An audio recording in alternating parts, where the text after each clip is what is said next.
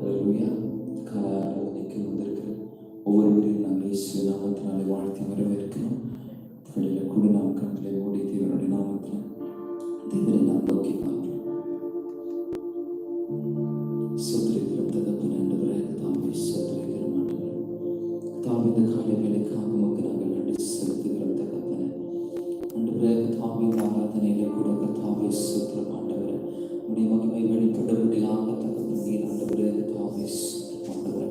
இந்த ஆராதனை எங்களுக்கு நீர் ஆசீர்வதித்து தரும்படியாக தகப்பனே உங்களுடைய சமூகத்தில் தகப்பனே கர்த்தாவே நாங்கள் கூடி ஆண்டவரே வந்திருக்கிறதை நீர் அறிவீர் ஆண்டவரே. சோத்திரம் சோத்திரம் சோத்திரம் ஆண்டவரே.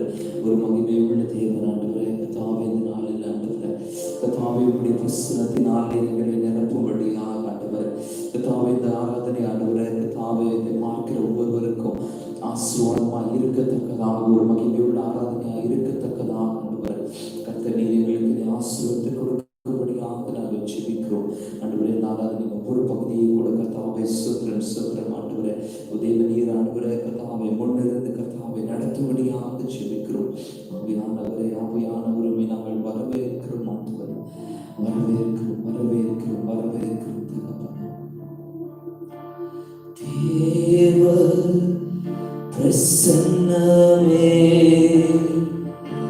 இறங்கியே வந்திடுதே. தேவ பிரசன்னமே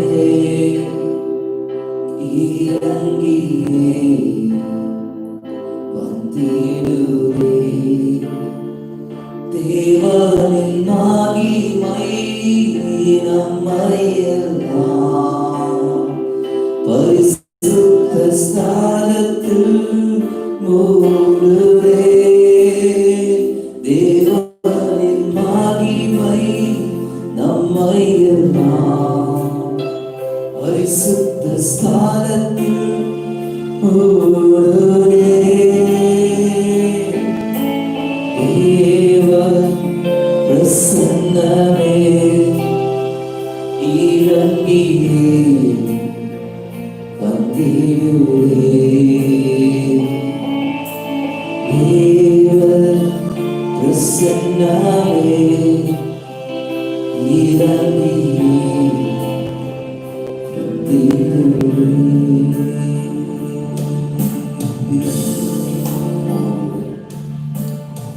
அவருடைய பிரசன்னம் கடந்து வரும்படியாக ஆராதனை ஆரம்பம் முதல் முடிவு வரையில் கர்த்தருடைய பிரசன்னம் நம்மோடு கூட இருக்கும்படியாக கர்த்தாவே உண்மையானவரே கர்த்தாவை நாங்கள் வரவேற்கிறோம் தகப்பனே.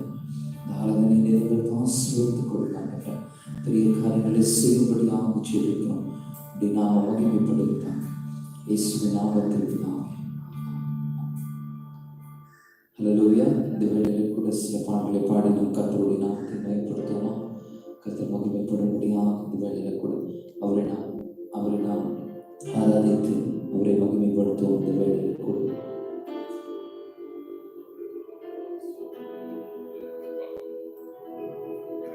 உம்மை ஆராதிப்பேன் உம்மை ஆராதிப்பேன். தேவனுடைய நாமத்தை நாம் மகிமைப்படுத்துவோம்.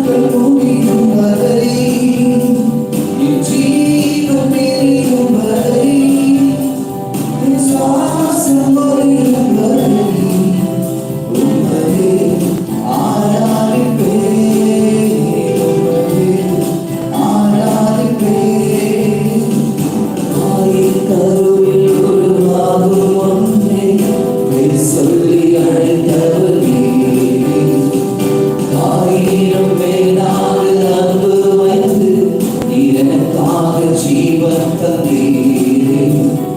தாயின் கருவில் உருவாகும் முன்னே பெயர் சொல்லி அழைத்தவர் நீரே. தாயினும் மேலாக அன்பு வந்து எனக்காக ஜீவன் தந்தீரே.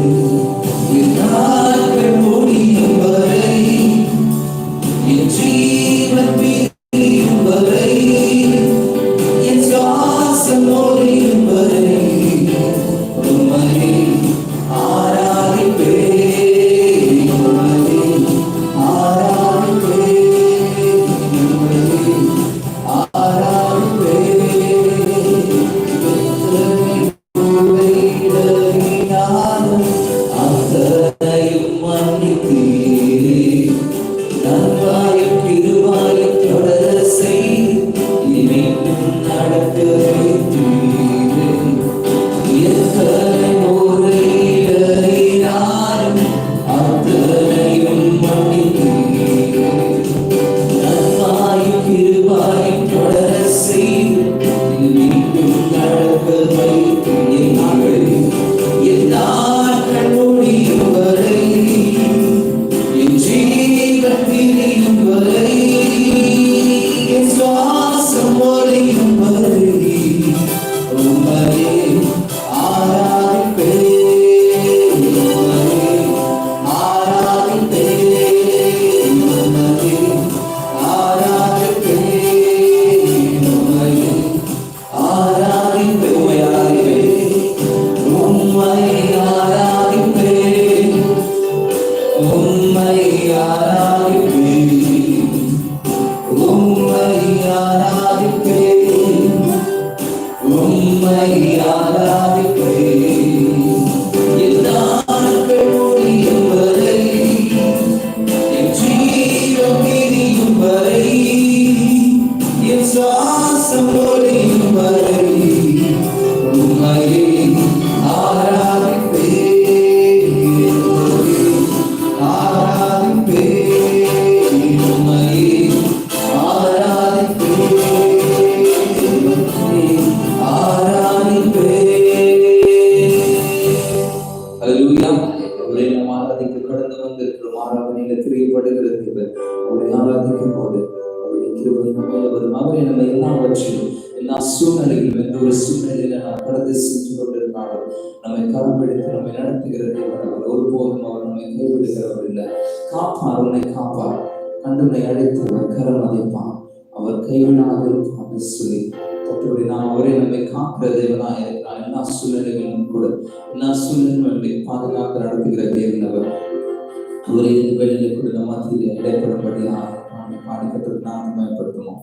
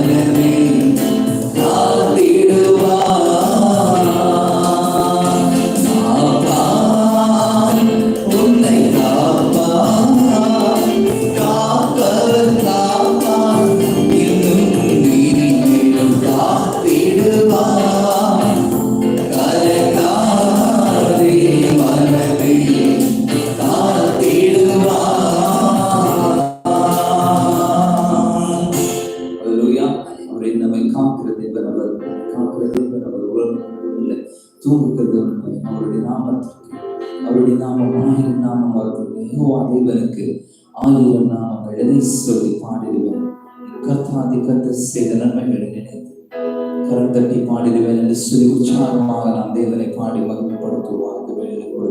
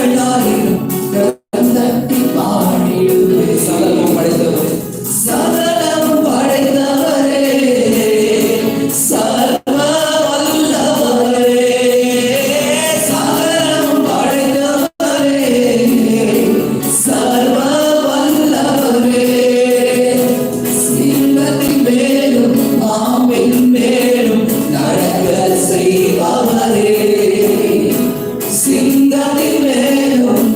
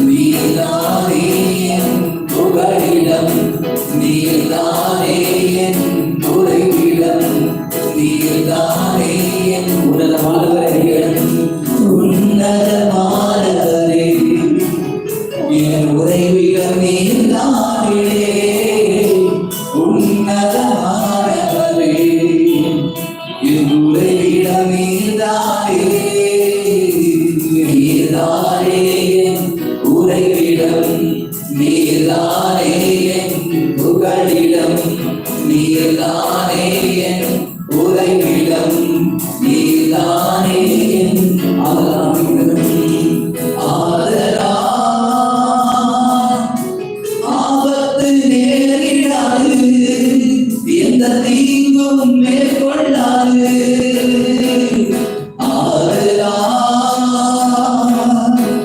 ஆபத்து நேரிடாது, எந்த தீங்கும் மேற்கொள்ளாது. கால் கல்லில் மோதாமலே காக்கும் தூதர் எனக்கு உண்டு. கால் கல்லில் மோதாமலே காக்கும் தூதர் எனக்கு உண்டு. நீர்தானே என் உறைவிடம், நீர்தானே என் புகழிடம், நீர்தானே என் உறைவிடம், நீர்தானே என் புகழிடமே, நீர்தானே என் உறைவிடம், நீர்தானே என் புகழிடம். உம்மாலாகாத காரியம் ஒன்றுமில்லை, உம்மாலாகாத காரியம் ஒன்றுமில்லை, உம்மாலாகாத காரியம் ஒன்றுமில்லை. எல்லாமே உம்மாலாகும், அல்லேலூயா, எல்லாமே உம்மாலாகும். ஆகும், எல்லாமாகும், உம்மாலேதான் எல்லாமாகும். ஆகும், எல்லாமாகும், உம்மாலேதான் எல்லாமாகும். உம்மாலாகாத காரியம் ஒன்றுமில்லை, உம்மாலாகாத காரியம் ஒன்றுமில்லை, உம்மாலாகாத காரியம் ஒன்றுமில்லை. எல்லாமே உம்மாலாகும், அல்லேலூயா, எல்லாமே உம்மாலாகும்.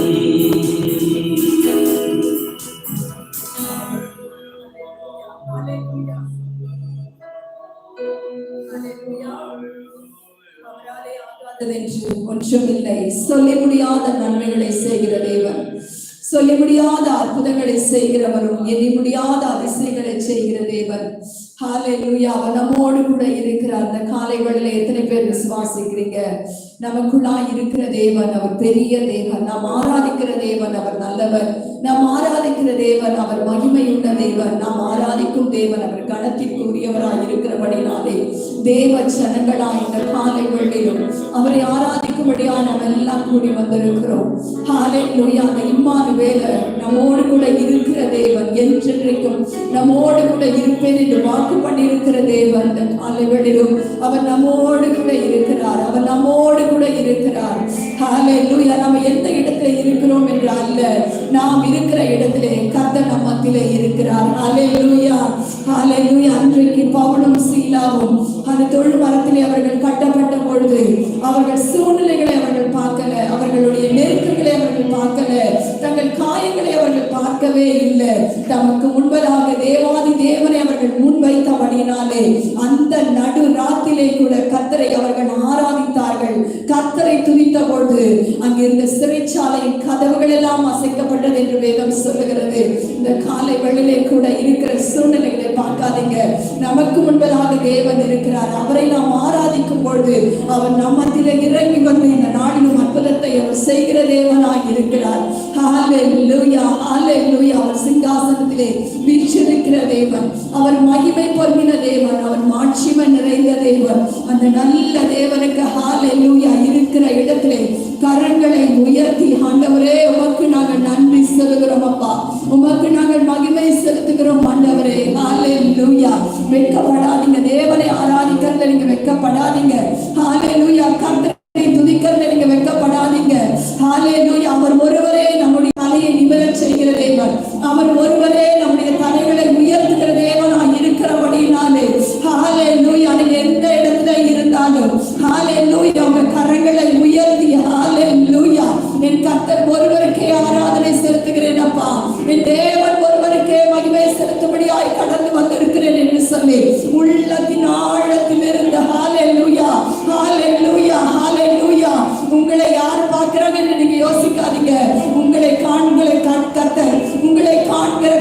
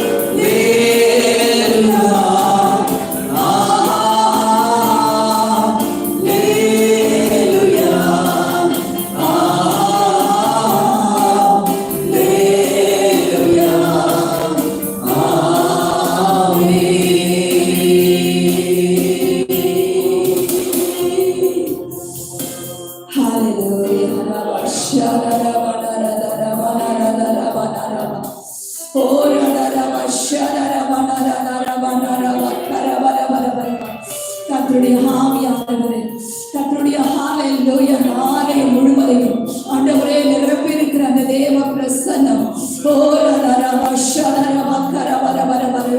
கூடியிருக்கிற யாவரையும் ஹalleluya நிரப்பும்படியாக ஹalleluya கர்த்தாவே உமக்கு நாங்கள் மகிமை செலுத்துகிறோம் ஆண்டவரே. ஹalleluya கர்த்தருடைய மகிமை ஆண்டவரே இந்த காலங்களிலும் எங்கள் மத்தியிலே வெளியரங்கமாய் இருக்கிறபடினால் உமக்கு நன்றி ஆவியானவரே. உம்முடைய பிரசன்னத்தினால் எங்களை மூடி மறைக்கிற தேவ ஆவியானவரையா, எங்களை எல்லாருடைய அன்பின் கயிறுகளினால் கட்டுகிற தேவ ஆவியானவரையா, கர்த்தர் ஒருவரே தேவன், கர்த்தர் ஒருவரே தேவன். ஹalleluya நீர் ஒருவரே ராஜாதிராஜனாய் இருக்கிறபடினாலே உம்முடைய அன்பின் கயிறுகளினால் எங்களை கட்டுவீராக ஆண்டவரே.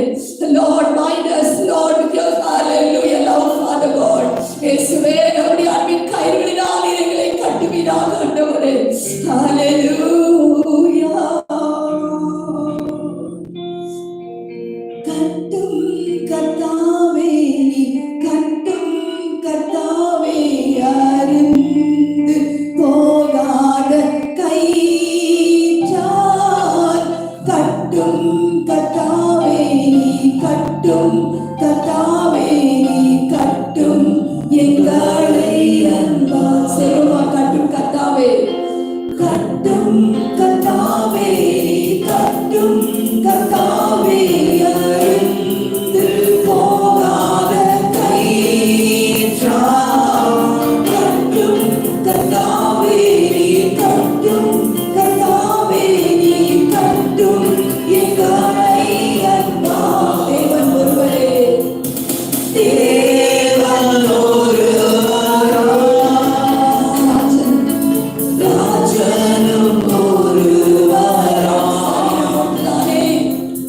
சரீரம் ஒன்றுதானே, பாடுவோம் அதனால். Bind us together, Lord, bind us together with bonds that cannot be broken.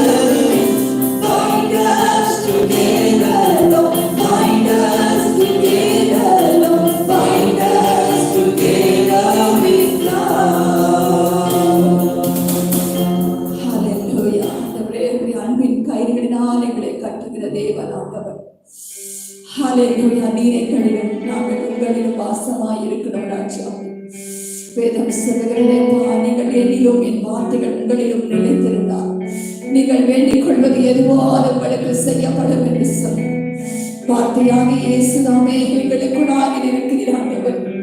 ஹalleluya இந்த உலகத்தை ஜெயிக்கும்படியாக கூட ஆண்டவரே, உலகத்திலே காணப்படுகிற எல்லாவித சத்துருடைய வல்லமைகளை ஜெயிக்கும்படியாக ஆண்டவரே, உடைய வார்த்தையாகிய பட்டயத்தை ஏந்தினவர்களாய் கூட ஆண்டவரே ஆவியானவரே ஹalleluya மகிமை செலுத்துகிறோம். ஒன்றானவை தேவனை நாங்கள் ஆராதிக்கும்படியாய் கூடி வந்திருக்கிறோம் ஆண்டவரே. கர்த்தர்களோடு கூட இணைந்து கொள்ளுங்க தேவ ஆவியானவர்கள் மத்தியிலே நீர் அசைவாடி கொண்டு இருக்கிறீர் ஆண்டவரே. ஆண்டவரே, பலமுள்ளவனுக்காக பலவீனனுக்காக உதவி செய்வது உமக்கு லேசான காரியமாய் இருக்கிறபடினாலே எங்களை எல்லாம் தாழ்த்துகிறோம் ஆண்டவரே. ஆவியானவரே, எங்களை எல்லாம் நாங்கள் பெருமையாக்குகிறோம் கர்த்தாவே. அப்பா உமக்கு நன்றி சொல்லுகிறோம் ஆண்டவரே. உமக்கு நாங்கள் மகிமை செலுத்துகிறோம் ஆண்டவரே. இஸ்ரவேலின் துதிகளுக்குள்ளாய் வாசம் செய்கிற தேவனை நாங்கள் துதிக்கிறோம் ஆண்டவரே. எல்லா துதி ஸ்தோத்திரத்திற்கும் ஆண்டவரே பாத்திரராய் இருக்கிற நல்ல தேவனை நாங்கள் தொழுது கொள்ளுகிறோம் ஆண்டவரே. கிருபையாய் தேவன் காலைகளில் எங்களுக்கு நீர் மனமரங்குவீராக. எங்கள் தேவனோடு கூட இணைந்து கொள்ளுவீராக. ஹalleluya சதா காலங்களிலும் உயிரோடு கூட இருக்கிற தேவன் ஆண்டவரே. மரண பரியந்தம் எங்களை நடத்துவேன் என்று வாக்குப்படி இருக்கிற தேவன் ஆண்டவரே. எங்கள் கால்களில் இடாதபடி உம்முடைய தூதர்களை கொண்டு பாதுகாக்கிற தேவனே, உமக்கு நாங்கள் மகிமை செலுத்துகிறோம் அப்பா, மகிமை செலுத்துகிறோம். நீரே கர்த்தாவின் காலைகளிலும் ஆண்டவரே எங்களோடு கூட இருப்பதற்காக நன்றி நன்றி நன்றி ஆண்டவரே. எங்கள் குறைவுகள் எல்லாம் நிறைவாக்குகிற தேவன் ஆண்டவரே. உம்முடைய ஆசீர்வாதத்தினால் எங்களை நிரப்புகிற தேவனுக்கு நாங்கள் நன்றி சொல்லுகிறோம், நன்றி சொல்லுகிறோம் கர்த்தாவே. உங்க கரம் ஆண்டவரை எங்களை நடத்தட்டும் ஆண்டவரே. எங்களை கரம் பிடித்து நடத்துகிறவரையா, எங்களை கண்மணி போல காக்கிற தேவனே உமக்கு ஸ்தோத்திரம். சோதரம் சோதரம் ஆண்டவரே. ஹalleluya. உமக்கு மகிமை செலுத்துகிறோம். ஹalleluya. தேவனே எங்களோடு கூட இணைந்து கொண்டு நாங்கள் சபையாராய் ஒருமனப்பட்டு இருக்கிறோம் ஆண்டவரே. ஹalleluya. நீரே ஹalleluya. எங்கள் தேவனாய் இருக்கிறபடினாலே எங்களை அப்படியே உங்க சமூகத்திலே ஒப்புக் கொடுக்கிறோம் ஆண்டவரே. ஆண்டவரே கர்த்தர் மனவரங்கப்பா, மனதுருகி கரம் நீட்டி அற்புதங்களை செய்கிற தேவன் ஆண்டவரே. கிருபையாய் எங்கள் தேசத்துக்கு மனவரங்குவீராக. இந்த காலைகளிலும் கர்த்தர் தேசத்துக்கு மனவரங்குவீராக. தேசமே பயப்படாதே, மகிழ்ந்து களி கூறி என்று சொன்னீங்களே. கர்த்தர் பெரிய காரியங்களை செய்வார் என்று வாக்கு பண்ணியிருக்கிற தேவன். மனவரங்குங்க, எங்கள் தேசத்துக்கு கர்த்தர் மனவரங்குங்கப்பா. எல்லாவித நெருக்கமான சூழ்நிலைகள் மாறட்டும் ஆண்டவரே. எல்லாவித நெருக்கங்கள் மாறட்டும் ஆண்டவரே. கர்த்தர் எங்கள் தேசத்தை ஆளுகை செய்வீராக. எங்கள் தேசத்திலே அப்பா குழப்பத்தை கொண்டு வருகிற எல்லா குழப்பத்தின் ஆவிகள் வெளியேறுவதாக ஆண்டவர். நம்ம எல்லாம் ஒருமனப்படுவோம். இந்த காலை வழிக தேசத்தை கர்த்தர் ஆசீர்வதிக்க வேண்டும். தேசத்திலே காணப்படுகிற எல்லாவித அசுத்தமான காரியங்கள் வெளியேற வேண்டும். எல்லாவித வஞ்சகத்தின் ஆவிகள் வெளியேற வேண்டும். ஹalleluya, ஹalleluya. ஜனங்களை குழப்பத்துக்குள்ளாய் நடத்துகிற பொல்லாத கிரியைகள் அழிக்கப்பட்டு போகட்டும். ஹalleluya. ஜனங்கள் சிந்திக்க கூடாதபடிக்கு, ஜனங்கள் செயல்படக்கூடாதபடிக்கு கிரியை செய்கிற எல்லாவித சத்துருடைய வல்லமைகள் அழிக்கப்பட்டு போவதாக. ஆவியானவரே, ஆவியானவரே மனமிறங்குங்க. இந்த காலைகளில் எங்கள் தேச ஜனங்களுக்கு நீர் மனமிறங்குவீராக. எல்லாவித ஆண்டவரே ஹalleluya பொல்லாத கிரிகள் அழிக்கப்பட்டு போகட்டும் ஆண்டவரே. ஜனங்களை பயத்துக்குள்ளாய் நடத்துகிற காரியங்கள், ஜனங்களை கலக்கத்துக்கு நேராய் கொண்டு போகிற எதுவாய் இருந்தாலும் இந்த நாளிலே அப்படி ஜனங்களை விட்டு வெளியேறும்படியாக நாங்கள் ஜெபிக்கிறோம் ஆண்டவரே. கர்த்தர் இரக்கம் செய்யும். எங்கள் தேசத்தின் மேல் இரக்கம் செய்யுங்கப்பா. எல்லா சூழ்ச்சிகளுக்கு அப்பா ஆண்டவரே, எல்லாவித வஞ்சகமான காரியங்களுக்கு, எல்லாவித கலவரங்களுக்கு கர்த்தாவே எங்கள் இந்திய தேசத்தினை விலக்கி பாதுகாத்துக் கொள்ளும்படியாக நாங்கள் ஜெபிக்கிறோம் ஆண்டவரே. கர்த்தரே மனமிறங்குங்கப்பா ஆண்டவரே. அப்பா இஸ்ரவேலை ஆசீர்வதிப்பதே கர்த்தருக்கு பிரியம் என்று வேதம் சொல்லுகிறது ஐயா. இந்த நாளிலும் எங்கள் தேசத்தை ஆசீர்வதிப்பது எங்கள் தேவனுக்கு பிரியமாய் இருக்கிறபடினாலே கர்த்தர் எங்கள் தேசத்தை ஆசீர்வதிப்பீராக. எங்கள் தேசத்திலே இருக்கிற அந்த கொரோனா வைரஸ் முற்றிலுமாய் அழிக்கப்பட்டு போவதாக. இயேசுவின் நாமத்தினால் இந்த நாட்களிலே அப்பா இந்த கர்த்தாவே வியாதியின் கூறுகள் அழிக்கப்பட்டு போகும்படியாக நாங்கள் ஜெபிக்கிறோம். ஜனங்களை கர்த்தர் தொட்டு நீங்க ஆசீர்வதிங்க. ஜனங்களை கர்த்தர் தொட்டு சுகப்படுத்துவீராகப்பா. எல்லாருக்கும் சுகம் உண்டாகட்டும் ஐயா. ஆண்டவரை ஒருவனும் பலவீனப்பட்டவனாய் இராதபடிக்கு எல்லாரும் கர்த்தருடைய பலன் இறங்கி வரும்படியாக நாங்கள் ஜெபிக்கிறோம் ஆண்டவரே. கர்த்தரின் மனமரங்குங்க. தேசத்தின் எல்லா தேவைகளையும் நீங்க சந்திங்கப்பா. தேசத்தை உடைய வளத்தினாலே நிரப்புங்கப்பா, நன்மைகளாலே நிரப்புங்கப்பா. தேசத்தை ஆண்டவரே கர்த்தாவே அப்பா ஒரு செழிப்புள்ள தேசமாய் நீர் ஆண்டவரை ஆசீர்வதிப்பதற்காக ஸ்தோத்திரம். தேசத்திலே நல்ல திட்டங்களை நீ கொடுப்பதற்காக ஸ்தோத்திரம் ஆண்டவரே. தேசத்தில் இருக்கிற தலைவர்களுக்கு வேண்டிய ஞானத்தை கொடுப்பதற்காக ஸ்தோத்திரம் ஆண்டவரே. தேச ஜனங்களுக்கு நல்ல ஆலோசனைகளை நீ கொடுப்பதற்காக ஸ்தோத்திரம் ஆண்டவரே. எந்த ஆலோசனையும் ஐயா ஜனங்களுக்கு நன்மை பயக்குகிற ஆண்டவரே, நன்மை ஆண்டவரை உண்டாக்குகிற ஆண்டவரே கர்த்தாவே திட்டமாய் இருக்க வேண்டும் ஆண்டவரே. எந்த காரியமும் ஆண்டவரை ஜனங்களுக்கு நன்மையை மாத்திரம் கொண்டு வரும்படியாக நாங்கள் ஜெபிக்கிறோம் ஆண்டவரே. கர்த்தர் இரக்கம் செய்வதற்காய் ஸ்தோத்திரம். தேசத்தில் இருக்கிற எல்லா மாநிலங்களுக்காக ஜெபிக்கிறோம். தேசத்தில் இருக்கிற எல்லா மாவட்டங்களுக்காக நாங்கள் ஜெபிக்கிறோம். எல்லா தேச ஆண்டவரை எல்லா மாவட்டங்களையும் மாநிலங்களையும் நாங்கள் மனதார ஆசீர்வதிக்கிறோம் கர்த்தாவே, ஆசீர்வதிக்கிறோம். ஆண்பின் கரம் கூட இருக்கட்டும் ஐயா. இந்த நாட்டிலும் எல்லா ஊழியக்காரர்களுக்காக நாங்கள் ஜெபிக்கிறோம். ஊழியர்களை எல்லாம் தேவனின் ஆசீர்வதிக்கும்படியாக நாங்கள் ஜெபிக்கிறோம். சபைகள் எல்லாம் கர்த்தரின் ஆசீர்வதிப்பீராக ஆண்டவரே. மூடப்பட்ட சபைகள் இந்த நாட்களில் திறக்கப்படுவதாக. இயேசுவின் நாமத்தினால் திறக்கப்படுவதாக. இயேசுவின் நாமத்தினாலே திறக்கப்படுவதாக ஆண்டவரே. ஒருவரும் கூட்டக்கூடாதபடி திறக்கிற தேவவீராகவோ இந்த காலை வேளையிலே இயேசுவின் நாமத்தினாலே எல்லா சபைகள் திறக்கப்படும்படியாக நாங்கள் ஜெபிக்கிறோம். அற்புதத்தை செய்கிற தேவனுடைய ஜனங்கள் விடுதலையோடு ஆராதிக்க நீர் அற்புதம் செய்யும்படியாக நாங்கள் ஜெபிக்கிறோம் ஆண்டவரே. உமக்கு நன்றி சொல்லுகிறோம். இந்த நாளிலும் ஆண்டவரே ஹல்லேலூயா. சபை குடும்பங்களை எல்லாம் நாங்கள் நினைக்கிறோம் ஐயா. உம்மை விசுவாசிக்கிற ஜனங்கள் ஆண்டவரே கர்த்தாவே, இந்த ஆண்டவரே கர்த்தாவே ஆராதனையிலே எங்களோடு இணைந்திருக்கிற யாராய் இருந்தாலும் ஆண்டவரே ஒவ்வொருவரையும் கர்த்தர் தொட்டு சுகப்படுத்துவீராக. ஒவ்வொருவரையும் தொட்டு நீ பலப்படுத்துவீராகப்பா. ஆண்டவரே, ஒவ்வொருவருக்கு நீர் ஆறுதலை தருவீராக. ஒவ்வொருவருக்கு நம்பிக்கையை, தைரியத்தை நீர் கொடுப்பீராக. ஆண்டவரே, சோர்ந்து போய் இருக்கிற ஜனங்கள் ஐயா, ஆண்டவரே, சோர்ந்து போய் இருக்கிற ஜனங்கள் ஐயா, இந்த நாளிலும் கர்த்தர் பலப்படுத்துங்க. உங்களுடைய ஜனங்களை நீங்க பலப்படுத்துங்கப்பா. சோர்வுகள் எல்லாம் நீக்கி போடுங்கப்பா. தத்தளிப்பின் பாத்திரங்கள் எல்லாம் அப்பா உடைய பிள்ளைகளுடைய கருத்திலிருந்து நீக்கி போடும்படியாக நாங்கள் ஜெபிக்கிறோம். ஆசீர்வதிங்க. கடனோடு இருக்கிற ஜனங்களை நினைக்கிறோம். கடனில் இருக்கக்கூடிய ஜனங்களை விடுதலை ஆக்குங்கப்பா. தேவையோடு இருக்கிற ஜனங்கள் ஐயா, ஆண்டவரே அப்பா, இந்த நாளிலும் ஒவ்வொரு பிள்ளைகளை கத்த சந்திங்கப்பா.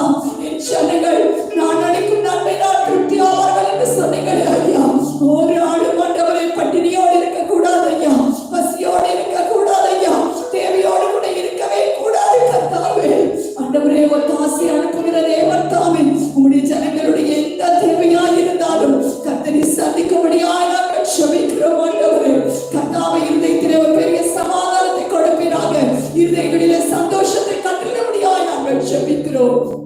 நீர் ஒருவரே ஆதலின் தேவனாய் இருக்கிறீர். ஆண்டவரே, ஆண்டவரே, வந்த ஒவ்வொருவரையும் ஆசீர்வதிப்பீராக.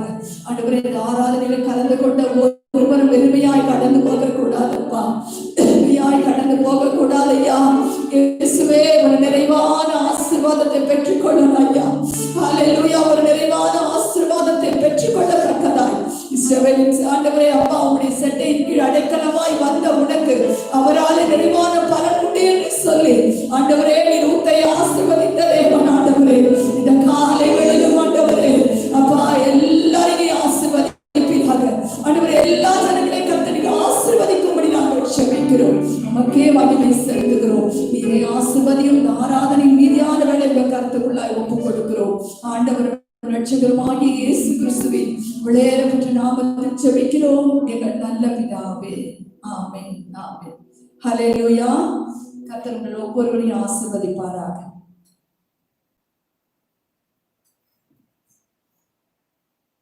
இந்த வேளையில கூட நாம் தேவனுடைய வார்த்தைக்கு நேராக கடந்து செல்லலாம்.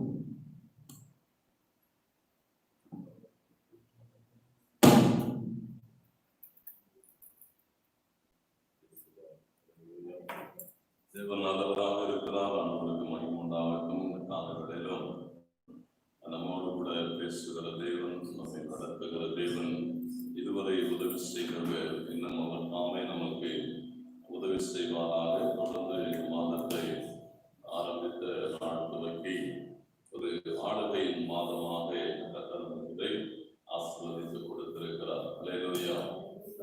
சந்தோஷமா இருக்கிற இந்த காலங்களில ஆண்டவர் நம்மோடு கூட பேசுகிற போது முதலாவது நியாயாதிபதிகளின் புத்தகம் 5ஆம் அதிகாரம் 13வது வசனத்தின் அடிப்படையிலே தேவன் நம்மோடு கூட பேசினதை தொடர்ந்து நாம் பார்த்து வருகிறோம். மீதியா இருந்தவர்கள் ஜனத்தின் பிரபுக்களை ஆளும்படி செய்தார். கர்த்தர் எனக்கு பராக்கிரமசாலிகளின் மேல் ஆளுகை தந்தார் என்று சொல்லி நாம் தொடர்ந்து இந்த 1ஆம் தேதி அதிகாலை வாக்குத்தத்த ஆராதனையிலிருந்து தொடர்ந்து இந்த வேத வசனத்தை நாம் தியானித்து வருகிறோம். தேவனுடைய ஆளுகை தேவ பிள்ளைகளிடத்தில் வருகிற போது அவர்கள் எப்படிப்பட்டவைகளை செய்கிறார்கள், எப்படிப்பட்ட காரியங்களை நடப்பிக்கிறார்கள், ஆண்டவர் அவர்களால் எப்படி மகிமைப்படுகிறார் என்று சொல்லி அநேக காரியங்களை நாம் தொடர்ந்து பார்த்து வருகிறோம். தேவனுடைய ஆளுகை என்பது என்ன, தேவனுடைய ஆளுகை எப்படிப்பட்டது, அதை அவர் யாருக்கு தருகிறார் என்று சொல்லி பல காரியங்களை தொடர்ந்து நாம் தியானித்து வந்திருக்கிறோம். ஆண்டவருக்கு மகிமை உண்டாகட்டும். இந்த காலை வேளையிலும் அந்த தேவ பிள்ளைகளுடைய அந்த தெய்வீக ஆளுகையை தேவன் தம்முடைய பிள்ளைகளுக்கு என்று வைத்திருக்கிறதான அந்த தெய்வீக அந்த ஆளுகை மிக்க ஒரு ஆசீர்வதிக்கப்பட்ட ஒரு வாழ்க்கையை நாம் எப்படி பெற்றுக்கொள்ள முடியும், எப்படி அதை அனுபவிக்க முடியும் என்று சொல்லி அநேக காரியங்களுக்கு கூட நாம் கடந்து போகிற போது இந்த காலவேளையிலே தேவனுடைய வார்த்தை சொல்லுகிற பிரகாரமாக தேவனுடைய ஆசீர்வாதத்துக்குரியவர்களாக, தேவனுடைய ஆளுகையை வைத்திருக்கிற ஜனங்களாக இந்த உலகத்தை மேற்கொண்டு உலகத்தை ஜெயித்து வாழும்படியாய் கர்த்தர் நமக்கு இரக்கம் பாராட்டுவாராக. என்னோடு கூட லூக்கா சுவிசேஷம் 10ஆம் அதிகாரத்துக்கு நேராக உங்கள் கவனத்தை திருப்புங்கள்.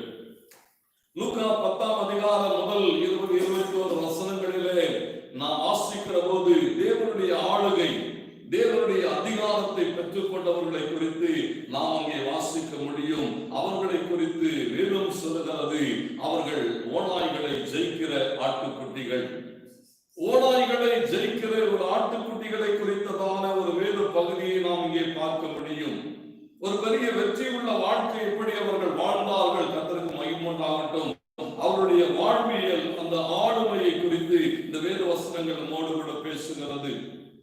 நீங்கள் சரியாய் என்னோடு கூட கவனிக்க முடியுமானால், தேவனுடைய ஆளுகையை, தேவனுடைய அதிகாரத்தை பெற்றுக் கொண்டவர்கள் அவைகளை எப்படி தங்கள் ஊழியங்களிலே அபியாசப்படுத்தினார்கள், எப்படி அதன் மூலமாக ஒரு மாபெரும் பராக்கிரமசாலி என்று சொல்லப்பட்டதான சத்துருவை முறியடித்து மேற்கொண்டார்கள் என்று சொல்லி நாம் இங்கே பார்க்க முடியும். இவர்கள் ஓநாய்களை ஜெயிக்கிற ஆட்டுக்குட்டிகள் என்று எழுதப்பட்டிருக்கிறது.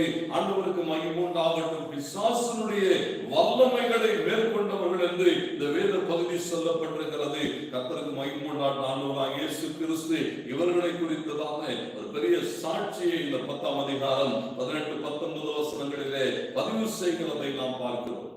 இன்னைக்கு தேவனாலே சாட்சி உள்ளவர்களாக, தேவனாலே அங்கீகரிக்கப்பட்டதான ஒரு அதிகாரமுடைய ஊழியத்தை செய்யும்படியாய், அல்லது தேவனுடைய பிள்ளைகளாக தேவனுக்கு ஒரு சாட்சியாக, ஒரு மகிமையாய் நாம் வாழத்தக்கதாக இந்த பகுதிகளிலே சொல்லப்பட்டிருக்கிறவைகளை சரியாய் என்னோடு கூட கவனியுங்கள். கர்த்தர் நம்மை ஆசீர்வதிப்பாராக. அல்லேலூயா. ஆண்டவர் அதைத்தான் எதிர்பார்க்கிறார். தேவ பிள்ளைகள் ஆளுகையுடையவர்களாக இருக்க வேண்டும். தேவ பிள்ளைகள் ஆசீர்வதிக்கப்பட்டவர்களாக இருக்க வேண்டும். தேவ பிள்ளைகளை ஆபத்தை மேற்கொண்டு ஜெயிக்கிறவர்களாக இருக்க வேண்டும். கர்த்தருக்கு மகிமை உண்டாகட்டும். அதற்காகவே தேவன் என்ன செய்தாரா, தம்முடைய ஜனங்களை தெரிந்து கொண்டார் என்று நாம் பார்க்கிறோம்.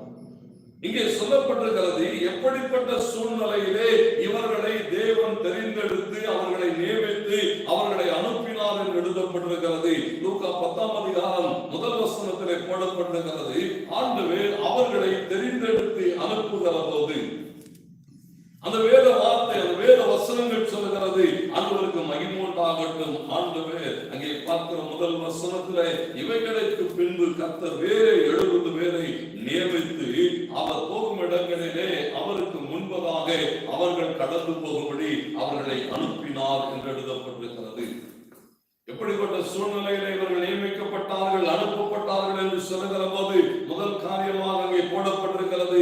10ஆம் அதிகாரம் 2வது வசனத்தை என்னோடு கூட சரியாக கவனியுங்கள்.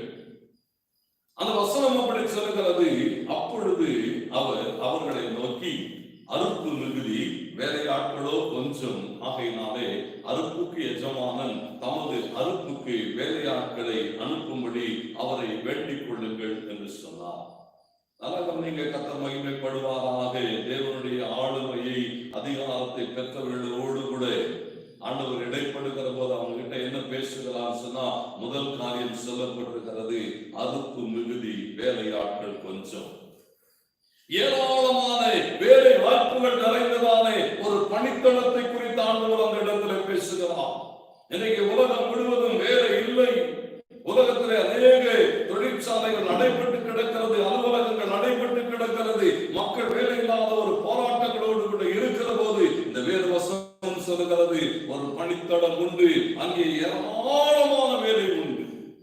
ஆண்டவர் இங்கே சொல்லுகிற போது சொல்லுகிறார், அறுப்பு மிகுதி, வேலையாட்கள் கொஞ்சமாக இருக்கிறார்கள். நமக்கு வேலையாட்கள் தேவை. அதை உங்கள் ஞாபகத்திலே வைத்துக் கொள்ளுங்கள். வேலையாட்கள் அதிகமாய் தேவைப்படுகிற ஒரு காலகட்டங்களிலே ஒரு குறைந்தபட்ச எண்ணிக்கை உள்ள ஆட்கள், அங்கே நீங்க 10ஆம் அதிகாரம் 1 வசனத்திலே போடப்பட்டிருக்கிறது, வேற 70 பேர் என்று எழுதப்பட்டிருக்கிறது. குறைந்த எண்ணிக்கையுள்ள ஆட்களோடு கூட தேவன் தம்முடைய வேலைகளை செய்கிறதை பார்க்கிறோம். எவைகளுக்கு பின்பு ஒரு 12 பேரை தேவன் என்ன செய்கிறாரா, அப்போஸ்தலர்களாக நியமித்ததற்கு பின்பு, 12 பேரை தெரிந்து கொண்டு அவர்களை அதிகாரப்படுத்தினதற்கு பின்பு, அவர்களை தேவனுடைய நாமத்தின் மகிமைக்கான ஊழியர்களை செய்யும்படி அனுப்பினதற்கு பின்பு, இன்னும் தேவையோடு கூட ஆண்டவர் என்ன செய்கிறாரா, தம்முடைய ஜனங்களிடத்தில் எதிர்பார்த்து இங்கே வேறே 70 பேரை நியமிக்கிறார். ஆண்டவருக்கு மகிமை உண்டாகட்டும். நியமிக்கப்பட்டவர்களிடத்திலே ஆண்டவர் பேசுகிற போது தான் சொன்னார், இன்னும் ஏராளமான வேலை வாய்ப்புகள் இருக்கிறது, கொஞ்சம் பேர் நீங்கள் தெரிந்தெடுக்கப்பட்டிருக்கிறீர்கள். அப்போ உங்களுடைய வேலை என்ன? ஆண்டவருக்கு மகிமை பாருங்க. அங்கே ஆண்டவர் பேசுகிற போது சொன்னால், அங்கே ஒரு மாபெரும் வேலை வாய்ப்பை பேசுகிறது மாத்திரமல்ல, ஒரு மாபெரும் விளைச்சலை குறித்து பேசுகிறார். பேசுகிறார். விதைக்கப்பட்டதானே அந்த வீரியமிக்க விதைகள், அந்த சுவிசேஷத்தின் விதைகள், தேவ ராஜ்யத்தின் விதைகள், விதைக்கப்பட்டவைகள் எல்லாம் இன்றைக்கு எப்படி இருக்கிறதா? நூறாய் விளைந்திருக்கிறது. அநேக பரிசுத்தவான்களுடைய அந்த விதைப்பு தேவனுக்கு மகிமை உண்டாகட்டும். ஆண்டவர் பாருங்க அங்கே பேசுகிற போது சொல்லுகிறார், வேலையாட்கள் குறைந்திருக்கிறார்கள், ஆனால் என்ன செய்யப்பட்டிருக்கிறதா? விளைச்சல் மிகுதியாக இருக்கிறது.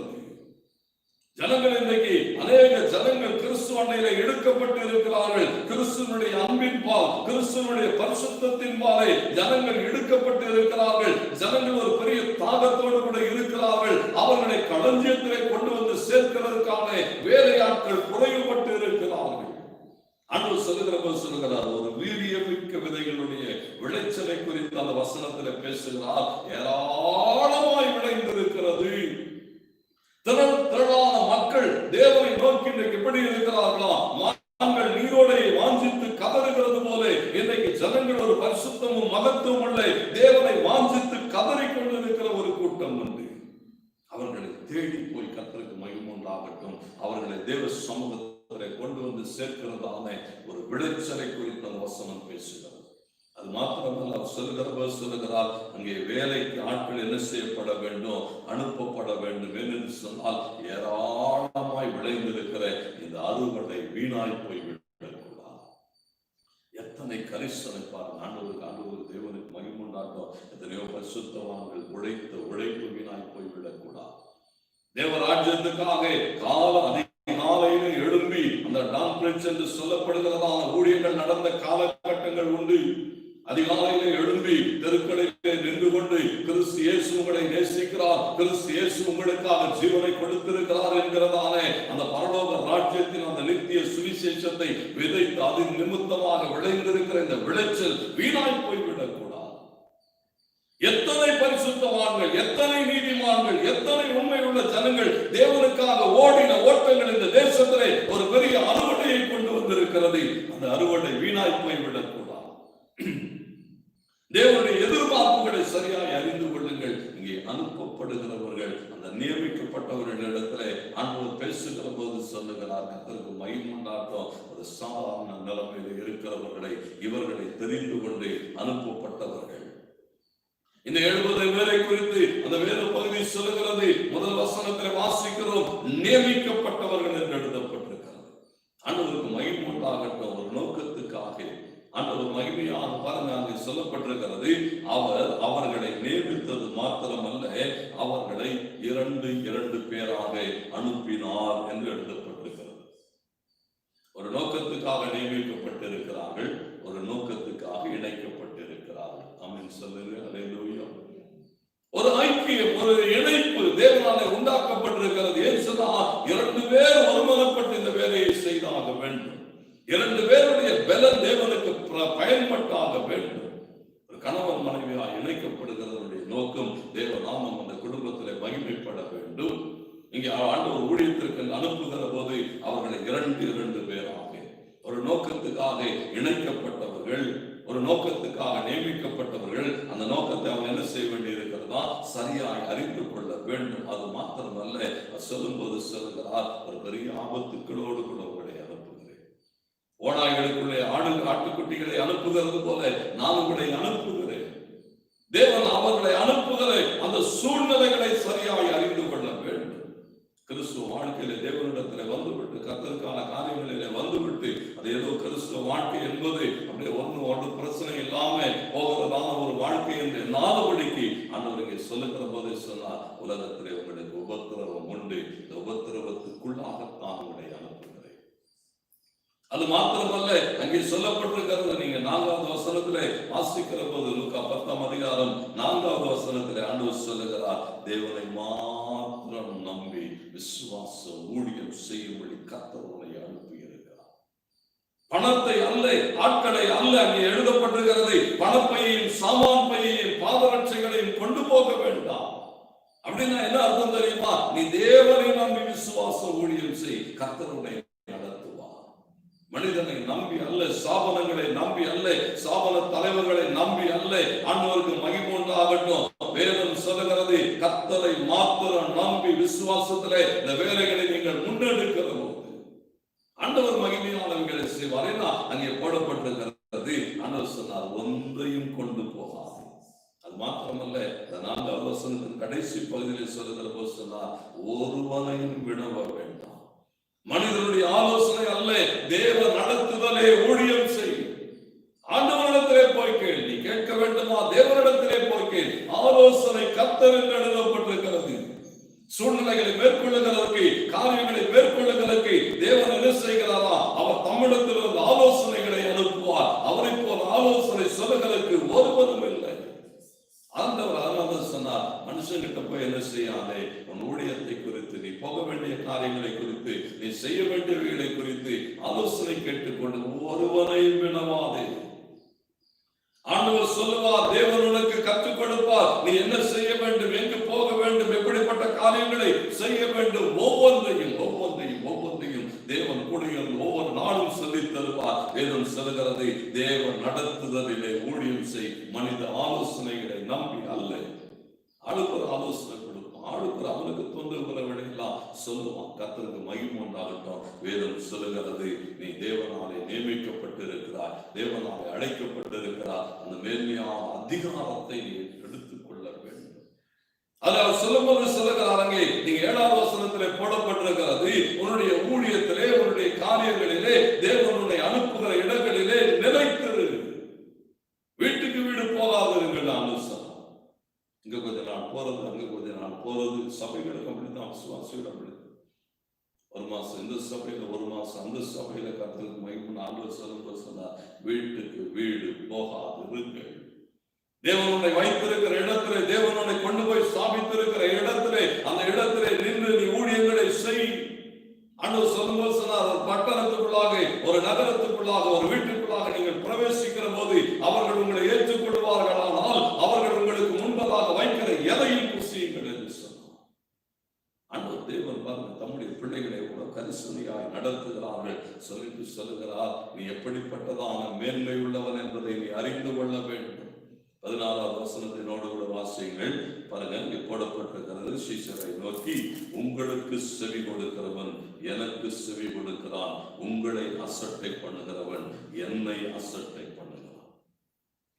எவ்வளவு பெரிய மேன்மை! ஆண்டவருக்கு மகிமை உண்டாகட்டும். தேவ பிள்ளைகளாய் தேவனுடைய வேலையை செய்யும்படியாய், தேவனுடைய ராஜ்யத்தினுடைய சுவிசேஷத்தை நீங்கள் சுமந்து கொண்டு போகிற போது ஆண்டவர் சொன்னார், உன் பேச்சை கேட்கிறது ஒண்ணுதான், உன்னை ஏற்றுக்கொள்ளுகிறது ஒண்ணுதான், உன்னை எதிர்க்கிறதோ, உன் பேச்சை எதிர்க்கிறதோ என்னை எதிர்க்கிறதுக்கு சமன்னு சொன்னார். எத்தனை பெரிய தேவன், எத்தனை வல்லமையுள்ள தேவன்! கடந்த நாட்களிலே பார்த்தோம், நமக்கு அதிகாரம் கொடுத்தவர், நம்மை ஆளும்படி செய்தவர் எப்படிப்பட்டவன் சொன்னா, அவர் சர்வ வல்லமையுள்ள தேவன், பட்சிக்கிற அக்கினியா இருக்கிற தேவன். அறந்தான்னு சொன்னா, உன்னவர்கள் தொடுவான்னு சொன்னா, அவன் என் கண்மணியை தொடுகிறான்னு சொல்லி அர்த்தம்.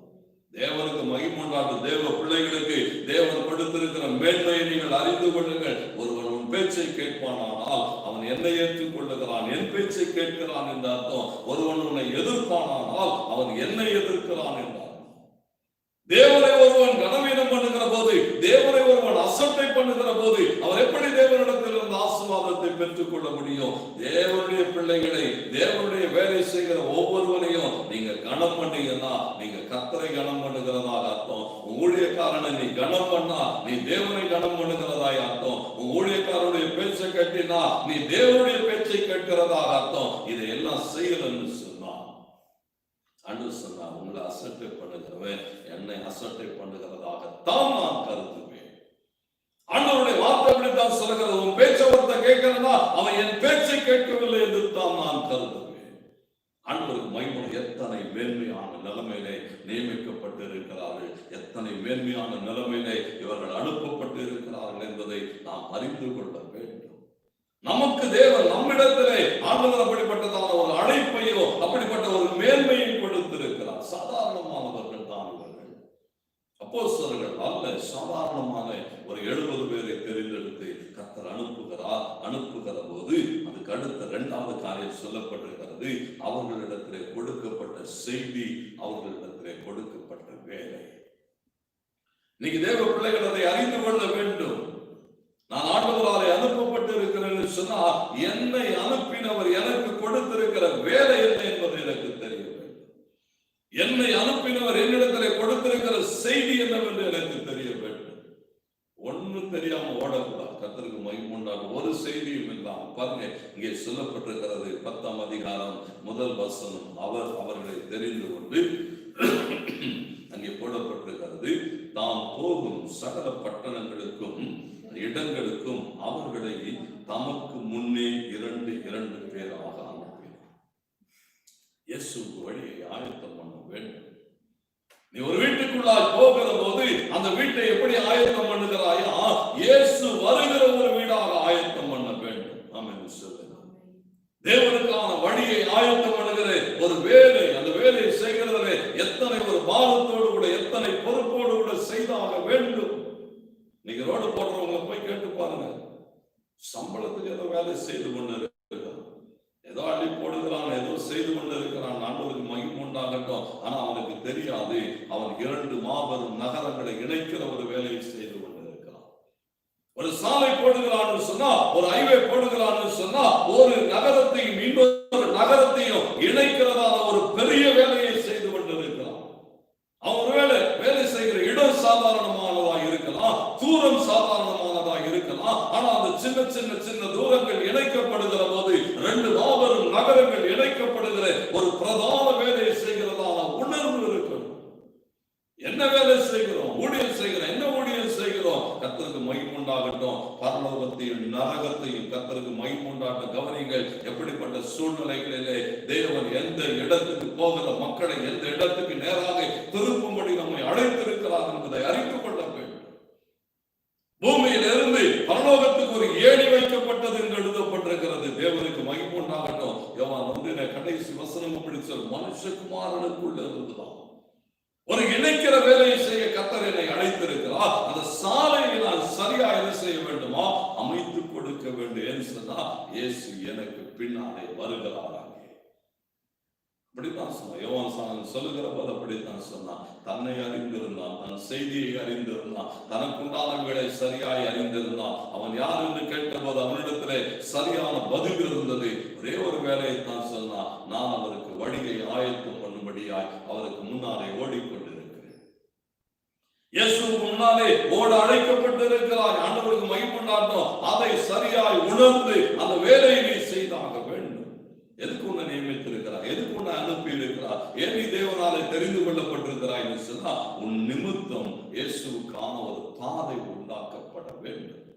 2வது காரியம் சொல்லுகிறார் 10ஆம் அதிகாரம் 2வது வசனத்திலே, இன்னும் ஊழியர்கள் எழும்பும்படியாய் நீ ஜெபித்தாக வேண்டும். நீங்க ஆண்டவர் அதான் எதிர்பார்க்கிறார். ஒரு ஊழியரிடத்துல என்ன எதிர்பார்க்கிறார்? தேவனுக்காக வேலை செய்கிற தேவ பிள்ளைகளிடத்துல என்ன எதிர்பார்க்கிறான்னு சொன்னா, உன் ஜெபம் பிரதானமானது எதுவா இருக்கணும் தெரியுமா? ஆண்டவரே, இந்த தேசத்துல, இந்த பட்டணத்துல, என் பகுதிகளிலே என்னை போல இன்னும் அநேக ஊழியர்களை எழுப்பும் என்று ஜெபிக்க வேண்டும். ஆனா இன்னைக்கு அப்படிப்பட்டதான ஜெபங்கள் இல்லை. ஆண்டவருக்கு மகிமை உண்டாகட்டும். இன்னொரு ஊழியம் எழுப்புகிறதை வரவேற்கிறதற்கான ஆட்கள் இல்லை. இன்னொரு ஊழியக்காரன் எழுப்புகிறதை வரவேற்கிறதுக்கான ஆட்கள் இல்லை. அவனை அங்கீகரிக்கிறதுக்கான ஆட்கள் இல்லை. ஆண்டவர் என்ன எதிர்பார்க்கிறான்னு சொன்னா, உன் ஜெபம் எப்படி தெரியுமா இருக்கணும்? இன்னும் அநேக ஊழியர்கள் எழும்ப வேண்டும். ஆண்டவரே, என் பகுதியிலே, பட்டணத்திலே, தேசத்திலே இன்னும் அநேக ஊழியர்கள் எழும்ப வேண்டும். அறுவடை மிகுந்திருக்கிறது. ஆண்டவர் எதிர்பார்க்கிறார். நீ உன் ஜெபம் இப்படி மாற்றிக்கொள், உன் ஜெபத்தை இப்படி வைத்துக்கொள் என்று சொல்லுகிறார். கர்த்தருக்கு மகிமை உண்டாக அனுப்பப்பட்டவர்களுக்கு சொல்லப்பட்ட இந்த 2வது வேலை அதுதான். ஊழியர்கள் எழும்பும்படி நீ ஜெபிக்க வேண்டும். கர்த்தருக்கு மகிமை உண்டாகட்டும். லீடர்ஸ், தலைவர்கள் எழும்பணும். என்ன செய்யணுமா? ஜெபிக்கணும். நம்ம ஜெபம் பண்ண மாட்டோம். நான் தான் தலைவரா இருப்பேன், காலத்துக்கு நான் தான் என்னவா இருப்பேன். வேற ஒரு ஆள் எழுப்புறதெல்லாம் அவனால அங்கீகரிக்கவே முடியாது. அங்கீகரிக்க முடியாதவன் என்ன செய்ய முடியாது? தேவனிடத்தில் அந்த ஆளுமையை பெற முடியாது. ஆண்டவர் எதிர்பார்க்க பாருங்க. அது மாத்திரமல்ல, லூக்கா 10:9 சொல்லப்பட்டிருக்கிறது, பிணியாளிகளை சுகமாக்க வேண்டும். ஆண்டவருக்கு மகிமை உண்டாகட்டும். அவங்களை குணமாக்க வேண்டும். அந்த குணமாக்குகிற வரங்கள் தேவனுடைய வல்லமையை நீ பெற்று அவர்கள் ஜனங்களை என்ன செய்ய வேண்டுமா? அப்படி ஆனால் பிணியாளிகளை தேடி நீங்கள் போயாக வேண்டும். அவர்களுக்காக ஜெபிக்கிற அனுபவம் என் கர்த்தருக்கு மகிமை உண்டாகட்டும். பாருங்க, அது மாத்திரமல்ல, இந்த வேலைகள் எல்லாம் ஆண்டவர்கள் கொடுத்தது மாத்திரமல்ல, அவர்களிடத்திலே போய் சொல்லும்படியான ஒரு செய்தியை கொடுத்தார். ஒவ்வொருவருக்கும் இயேசுக்கான வழியை நீ ஆயத்தம் பண்ண வேண்டுமானால் உன்னை அனுப்பப்படுகிற அந்த தேவன் அவர் உன்னிடத்தில் கொடுத்திருக்கிற அந்த வேலைகள் மாத்திரமல்ல, ஒரு செய்தி. என்ன செய்தி தெரியுமா? முதல் செய்தி அங்கே சொல்லப்பட்டிருக்கிறது. லூக்கா 10:5 நாம் வாசிக்க முடியும். இந்த வீட்டுக்கு சமாதானம் உண்டாவதாக என்று சொல்லுங்க. போன முதல் வார்த்தை என்னதான் சொல்லணுமா? இந்த வீட்டுக்கு சமாதானம் உண்டாவதாக. இன்னைக்கு பாதி நேரம் வீட்டுக்குள்ள போய் கால் வைக்கும் போதே உள்ள இருக்கிறவன் என்ன செய்யறான்? பயப்படுத்துறான். ஐயோ இன்னும் தெரியல, வீட்டுக்குள்ள வந்தா அப்படியே ஏதோ நான் வேற மாதிரி ஃபீல் பண்றேன். இருக்கிறாள் என்ன செய்யறான்? பயமுறுத்தி ஐயோ நமக்கு ஒண்ணும். அவன் சாதாரணமா இருக்கிற ஆளை இன்னைக்கு என்ன செய்து விடுகிறான்? அவனுடைய சமாதானத்தை குறைத்து போடுகிறதா ஆட்களை பார்க்கிறோம். ஆண்டவர் என்ன எதிர்பார்க்கிறோம் சொன்னா, நீங்க ஒரு வீட்டுக்குள்ள போனா முதல்ல அந்த வீட்டுக்கு என்ன சொல்லு? இந்த வீட்டுக்கு சமாதானம் உண்டாவதாக. ஒரு சமாதானத்தின் செய்தியோடு கூட ஒரு வீட்டுக்குள் பிரவேசி என்று சொல்லுகிறார். சமாதானத்துக்கு உண்டான காரியங்களை பேசு என்று சொல்லுகிறார். உன் நிமித்தம் அந்த வீட்டிலே சமாதானம் உண்டாக வேண்டும். நீ பேசுகிற வார்த்தைகளின் நிமித்தம் அந்த வீடு கிறிஸ்துவினுடைய பூரண சமாதானத்தை அனுபவிக்க வேண்டும். ஆண்டவர் நீங்க அதான் எதிர்பார்க்கிற. கர்த்தருக்கு மகிமை உண்டாகும். அது மாத்திரமல்ல, சொல்லுகிறார் 10:9 வாசிக்கிறோம். தேவனுடைய ராஜ்யம் உங்களுக்கு சமீபமாய் வந்திருக்கிறது என்று சொல்லு. ஒன்று தேவ ஜனங்களுக்கான சமாதானத்தின் செய்தி, இரண்டாவது தேவ ஜனங்களுடைய அந்த நித்திய மீட்புக்கான செய்தி. நான் சொல்லுகிறாங்க, தேவனுடைய ராஜ்யம் உங்களுக்கு சமீபமாய் வந்திருக்கிறது. தேவனுடைய ராஜ்யம் உங்களை தேடி வந்திருக்கிறது. தேவனுடைய ராஜ்யத்திற்கு தேவனுடைய முன்குறித்திருக்கிறார். தேவ ராஜ்யத்தினுடைய குடிமகனாய் நீ மாறும்படியாக கர்த்தர் உன்னை தெரிந்தெடுத்து அழைப்பு கொடுத்திருக்கிறார் என்று தேவ ராஜ்யத்தின் செய்தியை கொண்டு போக வேண்டும். வீட்டுக்குள்ள போனா எதுதான் பேசணுமோ? தேவ ராஜ்யத்தின் செய்தி. கர்த்தருக்கு மகிமை உண்டாகும். இயேசுவை பேசுங்க. இயேசுடைய ராஜ்யத்தை குறித்து பேசுங்க. காலம் சமீபமாய் இருக்கிறது. தேவனுடைய ராஜ்யம் சமீபமாய் வந்திருக்கிறது. அதை பேசு. உன்னை அனுப்புகிறதனுடைய நோக்கம் அதுதான். நீ அனுப்பப்பட்டதனுடைய நோக்கம் அதுதான். தேவ ஜனங்களிடத்தில் போய் தேவ ராஜ்யத்தை குறித்து பேசு.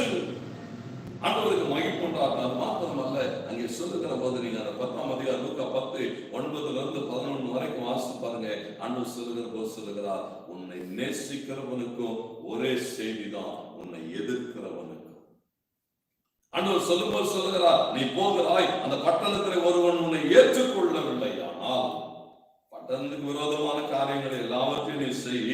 ஆனா சொல்லும்போது சொல்லுகிறார் 11வது வசனம், அது எல்லாவற்றையும் எங்களை ரொட்டின தூசி உங்கள் பட்டணத்துக்கு விரோதமாய் புடைத்து போடுகிறோம். ஆயினும்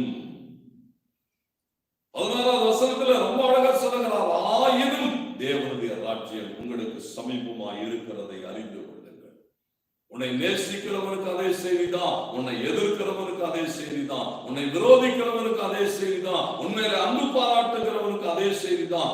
யாராக இருந்தாலும் அவர்கள் தேவனுடைய ராஜ்யத்துக்குள்ளாக வர வேண்டும். ஒரே ஒரு செய்தி. ஆண்டவருக்கு மகிமை உண்டாகும். கடைசி காலங்களில் வாழ்ந்து கொண்டிருக்கிறோம். இன்னைக்கு சொல்ல வேண்டிய ஒரே ஒரு செய்தி என்ன தெரியுமா? இயேசு வரப்போகிறார். அல்லேலூயா. யாருக்கா இருந்தாலும் ஏற்றுக்கொண்டாலும் ஏற்றுக்கொள்ளவில்லை ஆனாலும் நேசித்தாலும் எதிர்த்தாலும் கர்த்தருக்கு மகிமை உண்டாகும். ஒரே ஒரு செய்தி, இயேசு வரப்போகிறார். ஆண்டவருக்கு மகிமை உண்டாகும். பாருங்க, அங்கே சொல்லப்பட்டிருக்கிறது, ஆண்டவர் அவர்களுக்கு ஒரு வேலையை கொடுக்கிறார், அவர்களுக்கு ஒரு செய்தியை கொடுக்கிறார். அது மாத்திரமல்ல, அவர்களை பார்க்கிற போது தேவன் அந்த ஜனங்களை அனுப்புகிறார். அந்த அனுப்புகிறவர்களை அவர் எப்படி பார்க்கிறார்? அவர் நம்மிடத்தில் எவைகளை எதிர்பார்க்கிறார்? எப்படிப்பட்ட குணாதிசயம் உள்ளவர்களாக நாம் இருக்க வேண்டும் என்று தேவன் எதிர்பார்க்கிறார். கர்த்தருக்கு மகிமை உண்டாகட்டும். முதல் காரியம், அந்த அனுப்பப்பட்ட 70 பேரையும் ஆண்டவர் எப்படி பார்த்தாலும் போட்டிருக்கு தெரியுமா? 10ஆம் அதிகாரம் 3வது வசனத்திலே சொல்லப்பட்டிருக்கிறது, ஆட்டுக்குட்டிகளை போல சொன்னார்கள். ஆட்டுக்குட்டிகள் சொன்னார். உங்களுடைய ஓநாய்களுக்குள்ளே அனுப்புகிறேன். ஆண்டவருக்கு மகிமை உண்டாகும். ஆனாலும் நீ ஆட்டுக்குட்டி என்பதை மறந்து போகாதே. உன் சுபாவத்தை காத்துக்கொள். ஆண்டவர் அதை தான் எதிர்பார்க்கிறார். ஐயா, நான் ஒரு ஆட்டுக்குட்டியாக பார்க்கிறேன், உன் சுபாவத்தை நீ காத்துக்கொள். உலகம் எப்படி வேண்டுமானால் இருக்கட்டும், உலகம் எப்படிப்பட்டதான் அங்கே சொல்லப்பட்டிருக்கிறது, ஓநாய்களுக்குள்ளாக உன்னை அனுப்புகிறேன். எப்படிப்பட்ட ஓநாய்கள்? அவைகள் பீறுகிற ஓநாய்கள் என்று எழுதப்பட்டிருக்கிறது, இறை கவுகிற ஓநாய்கள் என்று எழுதப்பட்டிருக்கிறது. எசேக்கியேல் 22-27 அப்படிதான் சொல்லுகிறான். இறை கவுகிற ஓநாய்கள் அவைகள் எல்லாம் என்ன செய்கிறதா? அநியாய அநியாயமாய் பொருள் சம்பாதிக்க ஓடுகிறவனை அங்கே எசேக்கியேல் அந்த ஓநாய்களுக்கு ஒப்பிட்டு சொல்லுகிறார். அநியாயமாய் பொருள் சம்பாதிக்க ஓடுகிறவன் ஓநாய்க்கு ஒப்பிடப்பட்டு இருக்கிற. ஆண்டவர் சொல்லுகிறார், நீ ஒரு ஆட்டுக்குட்டி ஓநாயை போல என்ன செய்யாதே, அநியாயமா பணத்துக்காக ஓடிட்டு இருக்காது, பணத்துக்காக ஊழியம் செய்யாதே, அநியாயமாய் பணத்துக்காக என்ன செய்யாதே, ஒன்றையும் செய்யாதே. நீ ஆட்டுக்குட்டி, உன் குணாதிசயத்தை நீ தக்க வைத்துக் கொள்ள வேண்டும். கர்த்தருக்கு மகிமை உண்டான். ஓநாய்களுக்குள்ளதான் அவன் அனுப்புகிறேன், அவனுடைய சுபாவத்தை கற்றுக்கொள்ளாதே. ஆண்டவருக்கு மகிமை உண்டான். இஸ்ரவேல் ஜனங்களை தேவன் எகிப்திலிருந்து வெளியே கொண்டு வருகிற போது அப்படித்தான் சொன்னார், நான் உங்களை வெளியே கொண்டு வந்து உங்களை கொண்டு போய் நாம் விடுகிற இடம் எப்படிப்பட்டது, அந்த கானான் எப்படிப்பட்டது, அங்கே கானானியர்கள் உண்டு, கிர்காசியர் உண்டு, பெர்சியர் உண்டு, அப்படியே ஒரு பெரிய லிஸ்ட் கொடுத்துட்டே வரார். இவர்கள் எல்லாம் அங்கே உண்டு, அவர்களை எல்லாம் அழித்து போட்டு அவருடைய காரியங்களை கற்றுக்கொள்ளாது. ஆனா இஸ்ரவேல் ஜனங்கள் என்ன செய்கிறார்கள், பிலேயாம் கர்த்தருக்கு மகிமை உண்டாகுது, அப்படித்தான் பல காரியங்களை கற்றுக் கொடுத்து விட்டு போகிறார். உலகத்தோடு கூட உலகத்துடைய காரியங்களை அவர்கள் கற்றுக்கொண்ட போது அவர்கள் வீழ்த்தப்பட்டார்கள் என்று சொல்லப்பட்டிருக்கிறது. ஆண்டவர் சொல்லும்போது சொன்னார், நீ ஆட்டுக்குட்டி ஓநாயின் சுபாவத்தை கற்றுக்கொள்ளார். செப்பனியா 3:3 வாசித்து பாருங்க. செப்பனியா சொல்லுகிற போது அந்த ஓநாய்களை எதிர்கொப்பனையாய் சொல்லுகிறானா, அந்த ஓநாய்கள் சாயங்காலத்தில் புறப்பட்டு விடியற்காலம் மட்டும் என்ன செய்யுமா, ஒரு எலும்பையும் மீதியாக வைக்காத ஓநாய்கள். அதனுடைய வாழ்க்கை எப்பொழுது என்று சொல்லுகிற போது அங்கே செப்பனியா ரொம்ப அழகா சொல்லுகிறான், அவைகள் இருளிலே வாழ்கிறவைகள். அவளுடைய வாழ்க்கை இருளானது. எப்போ புறப்படுமா, அந்த இருட்டு நேரத்துல புறப்படும். சாயங்காலத்தில் வாழ துவங்குகிறவைகள் அவைகள் விடியற்காலமாக என்ன செய்கிறதா, அவைகள் ஒதுங்கி போய் படுத்துக் கொள்ளும். இருளிலே வாழ கர்த்தர் நம்மை அழைக்கிற. ஆண்டவருக்கு மகிமை உண்டாகும். நீ உலகத்துக்கு வெளிச்சமாய் இருக்கிற, உலகத்துக்கு ஒளியாய் இருக்கிற, இருளுக்கு உனக்கு சம்பந்தம் இல்லை சொன்னான். இருளோடு கூட வாழ்கிற அனுபவத்தில் நீ கலந்து விடாதே, நீ ஆட்டுக்குட்டி என்று சொன்னான். மத்திய 7:15 ஏசாமி சொல்லும்போது அப்படித்தான் சொன்னார், கள்ள தீர்க்கதரிசிகளுக்கு எச்சரிக்கையா இருங்கள், அவர்கள் ஆட்டுக்குட்டிகளை போல என்ன செய்வார்களா, ஆட்டுத்தோல் போர்த்தி கொண்டு உங்களிடத்தில் வருவார்கள், ஆனா உள்ளத்தில் அவர்கள் எப்படிப்பட்டவர்களா, பட்சிக்கிற ஓநாய்கள் சொன்னார். மாய்மாலமான வாழ்க்கை வாழுகிறவர்கள். ஓநாய்களை குறித்து ஆண்டவர் பேசும்போது சொன்னார், அவன் மாய்மாலமான வாழ்க்கை வாழுகிறவன், நீ ஆட்டுக்குட்டி. ஆண்டவர் தம்முடைய பிள்ளைகளை அனுப்பும்போது பேசுவன், நீ ஆட்டுக்குட்டியா, அவன் எப்படிப்பட்டவன், ஓநாய். கர்த்தருக்கு அவனுடைய சுபாவங்களை நீ எடுத்துக் கொள்ளாது. ஆடுகளை பீறி மந்தைகளை சிதறடிக்கிற ஓநாய் என்று யோவான் 10:12 வாசிக்கிறோம். தேவனுக்கு மகிமை. மந்தையை சிதறடிக்க கர்த்தர் உன்னை கூப்பிடல. அப்போஸ்தலர் 20 அப்போஸ்தலனாகிய பவுல் சொல்றாங்க, அந்த 28, 29, 30 வசனங்களை வாசிச்சு பாருங்க. இயேசு கிறிஸ்து தன்னுடைய சுய ரத்தத்தினாலே சம்பாதித்த ஒரு சபை. இந்த சபையை நான் கட்டி காத்து கொண்டு வந்தேன். நான் போனதற்கு பின்பு என்ன செய்யுமா, அந்த மந்தையை நிர்மூலமாக்குகிற ஓநாய்கள் வரும். எப்படிப்பட்ட ஓநாய்கள்? 30வது வசனத்திலே அப்போஸ்தலனாகிய பவுல் பதிவு செய்கிறார், மாறுபாடான உபதேசங்களை கொண்டு வருகிற ஓநாய்கள் என்று சொல்கிறார். வரும். கர்த்தருக்கு மகிமை. மாறுபாடான உபதேசங்களை நீ போதிப்பாயானால் நீ ஒரு நாள் ஆட்டுக்குட்டியாய் இருக்க முடியாது. நீ ஆட்டுக்குட்டியாய் இருக்க வேண்டுமானால் வேதம் சொல்லுகிறது, தேவனுடைய வார்த்தை எது உன்னிடத்திலே கொடுக்கப்பட்டதோ அதை தவிர வேறொன்றையும் பேசாதே. வேத வசனத்தை வாசிக்க வேண்டும், வேத வசனத்தை தியானிக்க வேண்டும். கர்த்தர் உன்னோடு கூட பேசுவார். தேவனுக்கு மகிமை உண்டாட்டம். புதுசாக கொண்டு வந்து என்ன செய்யாத, மாறுபாடான உபதேசங்களை கொண்டு வருவாயானால் நீ ஓனாய், நீ ஒரு கால் ஆட்டுக்குட்டியா இருக்க முடியாது. சொல்லும்போது அதனால சொன்னார், அவங்களை பார்க்கும்போது இப்படி ஆட்டுக்குட்டிகளாக பார்க்கிறேன். ஆட்டுக்குட்டிகளின் சுபாவத்தை காத்துக்கொள். ஆட்டுக்குட்டிகளுடைய சுபாவம் எப்படிப்பட்டது, நீ அதை சரியாய் அறிந்து கொள்ள வேண்டும். எஸ்யா 53:7 சொல்லுகிற போது கிறிஸ்துவின் சுபாவம் ஆட்டுக்குட்டியின் சுபாவம். அவரை குறித்து சொல்லப்பட்ட தேவனுடைய திட்டத்தை நிறைவேற்றும்படியாக அவர் என்ன செய்தாரா, மயிர் கத்தரிக்கிறவருக்கு முன்பதாக சத்தமில்லாத இருக்கிற ஒரு ஆட்டுக்குட்டியை போல தன்னை அடிக்கும்படி கொண்டு போகப்படுகிறவருக்கு முன்பதாக கிறிஸ்து இயேசு நடந்து போனார்.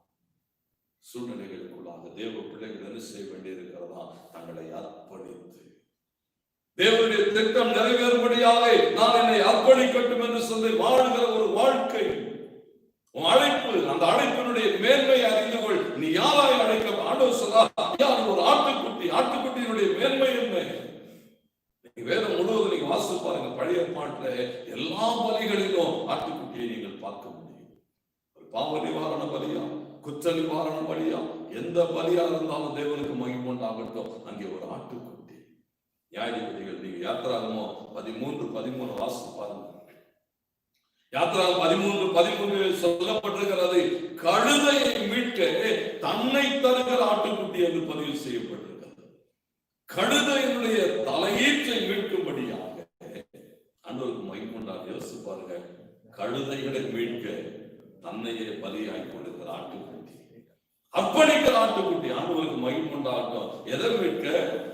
கழுதைகளை மீட்க சொல்லப்பட்டிருக்கிறது. ஆண்டவருக்கு மகிமை உண்டாகட்டும். கழுதைகளை மீட்கும்படியாக கிறிஸ்து இயேசு என்று யோசித்து பாருங்க. நமக்காக அவர் பலியாகினார். தேவனுக்கு மகிமை உண்டாகட்டும். ஆட்டுக்குட்டியினுடைய குணாதிசயத்தை நீ மாற்றிக்கொள்ளாது.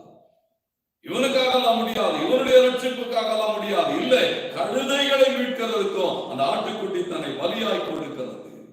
நீ ஒரு ஆட்டுக்குட்டி. ஆண்டு சொன்னா நீ ஒரு ஆட்டுக்குட்டி, நீ மறந்து போகாத. ஆட்டுக்குட்டியினுடைய சுபாவத்தை காத்துக்கொள். நீதிமொழிகள் 27:26 சொல்லுகிறது, ஆட்டுக்குட்டிகள் உனக்கு வஸ்திரத்தை வாங்கத்தக்கதான கிரயத்தை கொடுக்கும். அந்த வஸ்திரத்தை வாங்குகிறதுக்கான, அந்த நீதியின் வஸ்திரத்தை, ரட்சிப்பின் வஸ்திரத்தை வாங்குகிறதுக்கான கிரயத்தை கொடுக்கிற ஒரு ஆட்டுக்குட்டிகள். கிரயம் செலுத்தணும். ஜனங்கள் ரட்சிக்கப்பட வேண்டுமானால் நீ ஒரு ஆட்டுக்குட்டி, நீ கிரயம் செலுத்தி ஆக வேண்டும். இன்னைக்கு ஆண்டவர் அதான் எதிர்பார்க்கிறார், நீ பிரயாசப்பட்டாக வேண்டும். அநேக காரியங்களை செய்யணும். கர்த்தருக்கு மகிமையான வேலையை செய்யணும் சொன்னா அவனுடைய சுய காரியங்களை விட்டு விட்டு கிரயம் செலுத்தியாக வேண்டும். 11:19 சொல்லுகிறான், சாதுவான ஆட்டுக்குட்டி, சாதுவான ஒரு ஆட்டுக்குட்டி. தேவனுக்கு மகிமை உண்டாக. லூக்கா 15:29 சொல்லுகிற போது பாருங்க, நீங்க அந்த இளைய குமாரன் கதையில் அப்படியே நீங்க வரும். கடைசி பகுதி அந்த 29வது வசனத்துல அந்த மூத்த குமாரன் வந்து தகப்பனிடத்துல கேட்பான், நான் என் நண்பர்களோடு கூட சந்தோஷமாய் இருக்கும்படி ஒரு ஆட்டுக்குட்டியை நீ தரலையே சொல்லுவோம்.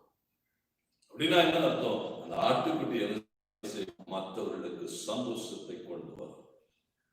தன்னுடைய ஜீவனை தந்து கர்த்தருக்கு மகிமை உண்டாகட்டும், மற்றவர்களுக்கு சந்தோஷம். சொன்னார் யோவான் 1:29 இதோ உலகத்தின் பாவத்தை சுமந்து தீர்க்கிற தேவனுடைய ஆட்டுக்குட்டி. அந்த ஆட்டுக்குட்டி தான் என்ன செய்ததா? உலகம் தரக்கூடாத சமாதானத்தையும் சந்தோஷத்தையும் இன்றைக்கு நமக்கு கொடுத்திருக்கிறது. தேவனை சரியாய் அறிந்து கொள்கிறது மாத்திரம் அல்ல, கர்த்தர் என்ன எப்படி பார்க்கிறார் சொல்லுங்க, ஆட்டுக்குட்டியானவர்.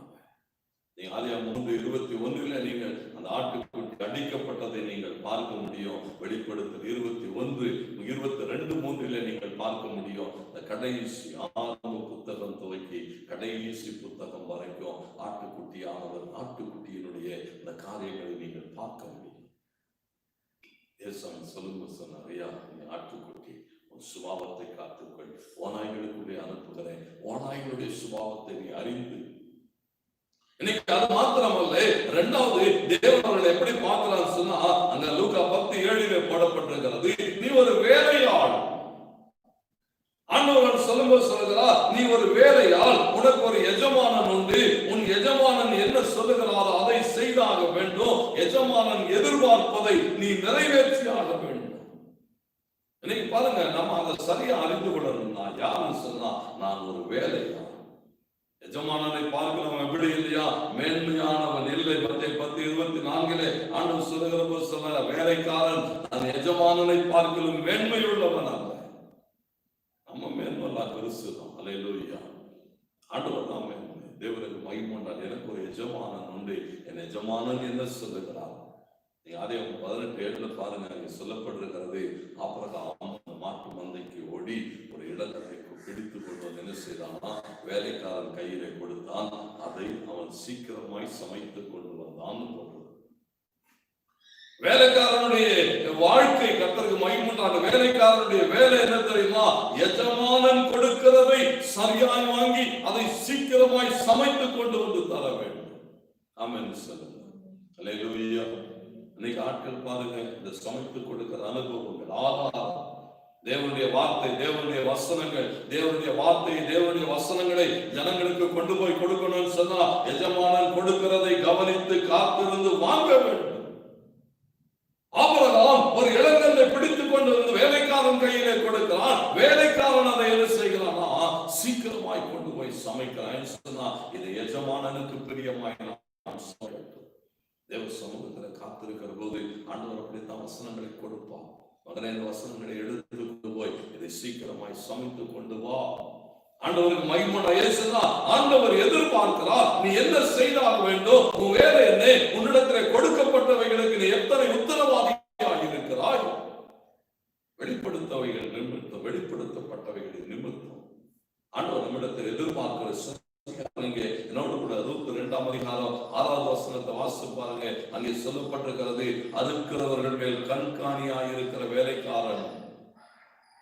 அவனுக்கு ஒரு வேலை கொடுத்திருக்கிறது. அந்த வேலை என்ன தெரியுமா, அறுக்கிறவர்கள் மேலே அவன் கண்காணியாக இருக்கிறான். தோட்டத்தினுடைய எஜமானனாகிய போவாஸ் வருகிறான். போவாஸ் வந்து ஒரே ஒரு கேள்விதான் கேட்கிறான், யார் இந்த பெண்? ரூத்தை குறித்து அவன் விசாரிக்கிற ஒரு இடம். ஆண்டவருக்கு மகிமை உண்டாட்டம். எவ்வளவு அழகா சொல்லப்பட்டிருக்க தெரியுமா. அந்த வேலைக்காரன் சொல்லுவான், ரூத்தினுடைய முழு சரித்திரத்தை போவாசுக்கு சொல்லுகிறதை நீங்கள் பார்க்க முடியும்.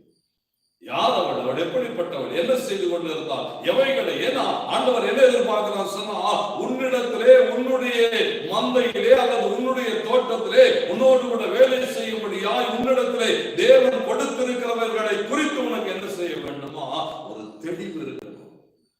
தெளிவு யாருன்னு கர்த்தருக்கு மகிமை உண்டாகட்டும். மந்தையிலே கர்த்தர் ஒரு ஆளை கொண்டு வந்து அவனை குறித்ததான சகல காரியங்களை நீ அறிந்திருக்க வேண்டும். வேலையாளர் அதை தான் எதிர்பார்க்கிறார். அவர் வந்து கேட்கிற போது என்ன செய்ய வேண்டி இருக்கிறதா. அப்படியே அங்க நீங்க பார்த்தீங்கன்னு சொன்னா ரொம்ப அழகா ரூத்தை குறித்து போவாசுக்கு சொல்லுவான், போவாசுக்கு அறிமுகப்படுத்துவான். அப்படித்தான் கர்த்தர் நம்மிடத்துல எதிர்பார்க்கிறான். ஒரு வேலைக்காரர் செய்ய வேண்டியவைகள். அது மாத்திரம் அல்ல, நீங்க என்னோட கூட 1 சாமுவேல் 9ஆம் அதிகாரம் 8வது வசனத்தை வாசித்து பாருங்க. சவுலும் அவனுடைய வேலைக்காரனும் கழுதையை, காணாமல் போன கழுதையை தேடிக்கொண்டு போகிறதான ஒரு இடம். சாமுவேல் தீர்க்கதரிசி ஊர்ல இருக்கிறான். அவங்ககிட்ட போனா எல்லாவற்றையும் சொல்லிவிடுவார்கள் என்று சொல்லுகிற போது அங்கே சொல்லப்பட்டிருக்கிறது, சவுல் சொல்லுகிறான், நம்ம எப்படியா சும்மா போக முடியும், போனாலும் அவனுக்கு கொடுக்கிறதுக்கு ஒன்றுமில்லை என்று சொல்லுகிற போது அந்த வேலைக்காரன் சொல்றான், பாருங்க, ஒன்னும் கவலைப்படாதீங்க, என்கிட்ட என்ன இருக்கிறது, என்னிடத்துல இருக்கிறது கொஞ்சம் நான் மீதி வைத்திருக்கிறேன், இந்த பணத்தை கொண்டு போகலாம், இதை கொண்டு போய் நாம் என்ன செய்யலாம். ஆண்டவருக்கு மகிமை உண்டாகட்டும். பாருங்க, ஒரு வேலைக்காரன் எப்படி இருக்கணுமா, தன்னிடத்தில் உள்ளதை தன்னுடைய எஜமானனுக்காக செலவிடணும். ஆமென் சொல்லுங்க. ஊழியக்காரன், ஒரு வேலைக்காரன் என்ன செய்யணுமா, தன்னிடத்தில் உள்ளதை தன்னுடைய எஜமானனுக்காக செலவிட வேண்டும். இன்னைக்கு அநேக ஊழியக்காரர்கள் அப்படியே அடைச்சு போட்டு வச்சிருக்கிறோம்.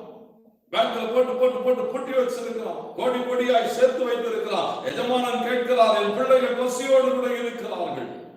அவர் ஒருபோது அப்படித்தான் சொல்லுவோம், ஆண்டவரே, நாங்கள் உம்மை எப்பொழுது வஸ்திரம் இல்லாதவர்களாக கண்டோம், எப்பொழுது உம்மை பசியோடு கண்டோம், எப்பொழுது உம்மை தேவையுள்ளவர்களாக கண்டோம். ஆண்டவர் சொன்னார், இந்த சிறியரில் ஒருவருக்கு எதை செய்யாமல் போனீர்களோ அதை எனக்கு நீங்கள் செய்யவில்லை என்று சொன்னார். எஜமானன் தேவையோடு கூட இருக்கிறார் இன்றைக்கு. ஆனால் வேலைக்காரர்கள் என்ன செய்து வைத்துக் கொண்டிருக்கிறார்கள். எத்தனை கோடிகள். கர்த்தருக்கு மகிமை உண்டாகட்டும். வேறு எதிர்பார்க்கிறது, ஒரு நீ நல்ல வேலைக்காரனா இருந்தீனா எதை சொல்லுகிறது, எஜமானனுக்கு தேவைப்படுகிற போது உன்னிடத்தில் உள்ள சகலவற்றையும் கொடுக்கிறது. சவுல் அங்கே இருந்து அந்த வேலைக்காரன் அப்படித்தான் செய்தான். பரவாயில்ல, என்கிட்ட கொஞ்சம் மீதி இருக்கிறது, இதை ஆண்டவர் எப்பொழுது நம்மை ஆசீர்வதிக்க தேவனுக்கு மகிமை உண்டாட்டும். ஒரு வேலைக்காரன் கர்த்தருக்கு மகிமை உண்டாட்டும். நீங்க லூக்கா 17ஆம் அதிகாரம் 7 முதல் 10 வசனங்கள் சொல்லுகிறது, எஜமானனுடைய முன்னுரிமை. ஒரு வேலைக்காரன் என்ன செய்யணுமா, வேலை செஞ்சுட்டு வர, கடை போட்டு வர, பிரச்சனையோடு வர, எல்லாம் இருக்கட்டும். ஆனா எஜமானன் சாப்பாட்டு மேஜையில உட்கார்ந்தா முதல்ல போய் என்ன செய்யணுமா, எஜமானனுடைய பசியை போக்க வேண்டும். உன் பசி எல்லாம் 2வது தான். கர்த்தருக்கு மகிமை உண்டாக சொல்லப்பட்டிருக்கிறது, எஜமானனுடைய பசி என்ன. யோவான் 4 போடப்பட்டிருக்கிறது, நீங்கள் அறியாத ஒரு போஜனம் எனக்கு உண்டு. நீ சாப்பிடுறதுல அப்புறம் சொல்லும்போது சொல்லுகிறார், பரவாயில்ல, உன்னுடைய காரியங்கள் எல்லாம். 2வது எஜமானனுடைய பசி. எஜமானனுக்கு முதல் சாப்பாடு. கர்த்தருக்கு மகிமை உண்டாகட்டும். தேவனுடைய பசி என்ன? இன்னைக்கு தேவ ஜனங்கள் தேவனுடைய ராஜ்யத்தின் செய்தியை அறிய வேண்டும். இன்னைக்கு எஜமானனை போஷிக்க வேண்டும், எஜமானுடைய தேவைகளை சந்திக்க வேண்டும் என்று சொன்னால் யாரு? நீ ஒரு வேலைக்காரன், உனக்கு ஒரு எஜமானன் உண்டு. எஜமானுடைய நோக்கத்தை நிறைவேற்று. அந்த லூக்கா 10ஆம் அதிகாரம் அநேக காரியங்களை பேசிக்கொண்டு போகிறது. ஒன்றை மாத்திரம் நான் சொல்லி இதுதான் சங்கீதம் 8:2 நாம் வாசித்தோம். வாலிபர்கள் வாயினாலே துதி உண்டாகும். பிள்ளைகளை போல பார்த்தார். அவங்களை 11ஆம் வசனம் சீசர்களை போல பார்த்தார் என்று சொல்லப்பட்டிருக்கிறது. 21ஆம் வசனத்தில் போடுகிறது பிள்ளைகளை போல. தேவ பிள்ளையாக தேவனுக்கு எப்படிப்பட்ட கனத்தை கொண்டு வருகிறார். 1:12 வாசிக்கிறோம். அவரை ஏற்றுக்கொண்டவர்கள் எத்தனை பேர்களோ அத்தனை பேர்களும் பிள்ளைகளாகும்படி அதிகாரம் கொடுத்தார். ரோமர் 8:16 வாசிக்கிறோம். நாம் பிள்ளைகளா இருக்கிறோம் என்று ஆவியானவர் தாமே நம்முடைய ஆவியோடு சாட்சி கொடுக்கிறார். தேவ பிள்ளை, கர்த்தருக்கு மகிமை. தேவ பிள்ளைன்னு சொன்னா ரோமர் 8:20 வாசிக்கிறோம். தேவ பிள்ளைகளுக்குரிய மகிமையான சுயாதீனம் என்று எழுதப்பட்டிருக்கிறது. என்ன மகிமையான சுயாதீனம்? அந்த அழிவுள்ள சரீரம், கர்த்தருக்கு மகிமை, அழிவில்லாத நித்திய வாழ்வை நீ பெற்றுக்கொள்ள வேண்டும். அதுதான் அந்த மகிமையான சுயாதீனத்தை நீ எப்போ இழந்து போகிறாய்? நீ அந்த பிள்ளைக்குரிய காரியங்களை செய்யாமல் போகிறது. ஆண்டவருக்கு மகிமை. ஒரே ஒரு காரியம் தான் வேதம் சொல்லுகிறது. தேவன் உன்னை அழைத்த அழைப்பு இந்த நித்திய ஜீவனை உனக்கு கொடுப்பேன். நீ தேவனுடைய பிள்ளையாக அதை அனுபவிக்க முடியும். அனுபவிக்க வேண்டுமானால் அந்த குணாதிசயம் ஆண்டவருடைய பிள்ளை, எங்க அப்பா என்னை தான் இருப்பார். அவருடைய குணாதிசயங்களை நான் தரித்துக் கொண்டிருக்கிறேன். ராஜ்யத்துக்குரியவனாக மகிமையான சுயாதீனத்தை பார்க்கிறவர்கள். ஒரே ஒரு கதை மாத்திரம் சொல்லி நான் உங்களுக்காக செபிக்கிறேன். மனிதன் வேட்டையாடும்படி காட்டுக்கு புறப்பட்டு போகிறான். அவனோடு கூட பார்த்து சொன்னா அவனுடைய வேலைக்காரன், அவனுடைய குதிரை, அவனுடைய இவைகளோடு கூட தான் அந்த வேட்டைக்கு போகிறான். நடுவருக்கு மகிமை உண்டாகும். பாருங்க, மனிதன் வேட்டைக்கு போகிற போது காட்டிலே போகிறார்கள். உள்ளே நுழைந்து கொஞ்ச தூரம் போகல, அதுக்குள்ள சரியான மழை, இடியும் மின்னலோடு கூட பெருமை பெய்கிறது. அப்ப என்ன செய்யறான்னா அவன் அடுத்து போக முடியாம மரத்தடியில போய் 4 பேரும் அப்படியே நிற்கிறாங்க. குதிரையில இருந்து இறங்கி இவனும் அவனுடைய வேலைக்காரனும் அந்த நாய் குதிரை எல்லாம் மரத்தடியிலே நின்று கொண்டு இருக்கிறார்கள். திடீர்னு ஒரு இடி மின்னலோடு கூட இறங்கின போது 4 பேரும் இருந்த இடத்திலே மரித்து போனார்கள். 4 பேரும் அந்த இடத்திலே மரித்து போனார்கள். அந்த கதையை சொல்லுகிறார். மரித்து போனவர்கள் நேராக பரலோகம் போகிறார்கள். பரலோகத்துக்கு நேராக கொள்ளப்படுகிறார்கள். பரலோகத்தை நோக்கி அப்படியே போயிட்டு இருக்கிறாங்க. வழிதான் நடந்து போகிறார்கள். நெடுந்தூரம் நடந்து நடந்து நடந்து மிகுந்த தாகத்தோடு கூட கடந்து போய் கொண்டு இருக்கிறாங்க. தாகம், மனுஷனுக்கு தாகம். அவனோடு கூட இருந்த வேலைக்கு ரொம்ப தாகத்தோடு கூட ரொம்ப தூரம் அவர்கள் நடந்து போகிறார்கள். போகிற போது கொஞ்சம் முன்னால சொர்க்கம் என்று எழுதப்பட்ட ஒரு போது, அதுக்கு முன்னால போகிற போது அப்படியே ஒரு குளம் இருந்தது. அந்த குளத்தை பார்த்தோன்னா ரொம்ப சந்தோஷம். அப்படிப்பட்டதான ஒரு தண்ணி, அப்படிப்பட்ட ஒரு தண்ணியை பார்க்கிற தண்ணியை பார்த்தோன்னா அவனுக்கு ரொம்ப சந்தோஷத்தோடு கூட போகலாம். அது போகிற போது ஒரு தூதன் இருக்கிறான். ஐயா, ரொம்ப தாகத்தோடு கூட இருக்கணும், இதுல தண்ணியை குடித்துக் கொள்ளலாமா என்று சொன்னான். தூதன் சொன்னான், குடிக்கலாம். ஒரே ஒரு கண்டிஷன் தான், நீ மாத்திரம் குடிக்கலாம். இங்கே மற்ற சாதாரணமான மிருகெல்லாம் குடிக்க, வேலைக்காரன்லாம் குடிக்க முடியாது. நீ மாத்திரம் வேண்டுமானால் அவன் தீர குடித்து கொண்டு விட்டு நீ உள்ளே பிரவேசிக்கலாம் சொன்னான். அப்ப அந்த மனுஷன் அந்த நின்று, ஐயா, நான் குடிக்கிற இந்த தண்ணியை என் கூட வந்திருக்கிற வேலைக்காரன் குடிக்க முடியாதா?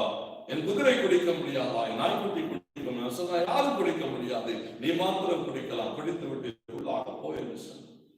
அப்ப சொன்னா, என்னோடு கூட வந்த இவர்கள் குடிக்கும்னா பரவாயில்ல, எனக்கு இந்த இடம் தேவையில்லை, நான் வேறு நோக்கி போகிறேன்னு சொல்லி அவன் பிரயாணப்படுகிறான். மறுபடியும் நடக்கிறான் ரொம்ப தூரம். ஒரு போராட்டத்தோடு போகிற போது மறுபடியும் எதிராக ஒரு குளம் தென்படுகிறது. அந்த குளத்துக்கிட்ட தண்ணி அப்படியே மின்னிக் கொண்டு இருக்கிறது. அங்கே ஒரு கடை பேர் இருக்கிறான். அவங்ககிட்ட போய் கேட்கிறான், ஐயா, தண்ணியை குடிக்கலாமான்னு சொன்னான். குடிக்கலாம் என்று சொன்னான். உடனே என் வேலைக்காரன் குடிக்கலாமா? குடிக்கலாம் என்று சொன்னா. என் குதிரை குடிக்கலாமா? குடிக்கலாம் என்று சொன்னா. என் நாய்க்குட்டி குடிக்கலாமா? குடிக்கலாம் என்று சொன்னா. இது விட்டு அன்றுவருக்கு மகிமை உண்டாகட்டும். இந்த பரலோக ராஜ்யத்துக்காக அந்த சொர்க்கத்துக்குள்ளாக போக முடியுமான்னு சொன்னா போகலாம். அப்படி என்று சொன்னா தாகம் தீர குடித்து விட்டு இந்த எழுத்து மனிதன் ஒரே ஒரு கேள்வியை கேட்டான், இப்பொழுது நாங்கள் எங்கு செல்ல வேண்டும் சொன்னா, இதுதான் சொர்க்கம், உள்ளே போங்க. அப்பா ஒரு கேள்வி கேட்கிறான், நான் வரும்போது கூட வழியிலே ஒரு சொர்க்கம் என்று இப்படி ஒரு இருந்தது என்று சொல்லும் போது அவன் சொல்லுகிற ஒரு தூது சொன்னா, அது ஒரு டெஸ்ட், அது ஒரு பரீட்சைக்கான களம். அது ஒரு வேளை அந்த இடத்துல நீ மாத்திரம் குடித்து விட்டு பரவாயில்ல நான் மாத்திரம் உள்ள போயிருந்தா நீ பூரணமாய் அந்த மகிமையான சுயாதீனத்தை இழந்திருப்பாய். உன் குணாதிசயங்கள் நான் மாத்திரம் என்னோடு கூட இருக்கிற ஒவ்வொருவரும் இந்த பரலோக ஆட்சி வேண்டும் என்கிறதான ஒரு நிச்சயத்தோடு கூட நீ நடந்தபடினாலே உண்மையான சொர்க்கம் இதுதான். உள்ளே போய் ஆண்டவருக்கு மகிமைனார். இன்னைக்கு ஆண்டவர் என்ன தெரியுமா இருந்தார், நாம் மாத்திரம் பரலோக ராஜ்யத்துக்குள்ளாக போவதற்காக நம்மை அழைக்கவில்லை. நம்மை சுற்றி சூழ இருக்கிற மக்கள், அந்த மக்களுக்காக பிரயாசப்படுகிற போது பாரப்படுகிற போது ஆண்டவர் சொன்னார், அது மிகுதி அடைந்திருக்கிறது. செவிகள் தேவராஜ்யத்தில் செய்தி கொடுப்புகள் கர்த்தர் நம்மதுமாய் மகிமைப்படுவார் என்று சொன்னார். அவர்களுக்கு தான் அவர் அதிகாரம் கொடுத்தார். என்ன அதிகாரம் கொடுக்கிறார்? அங்கே போடப்பட்டிருக்கிறது லூக்கா 10ஆம் அதிகாரம் 19ஆவது வசனம்.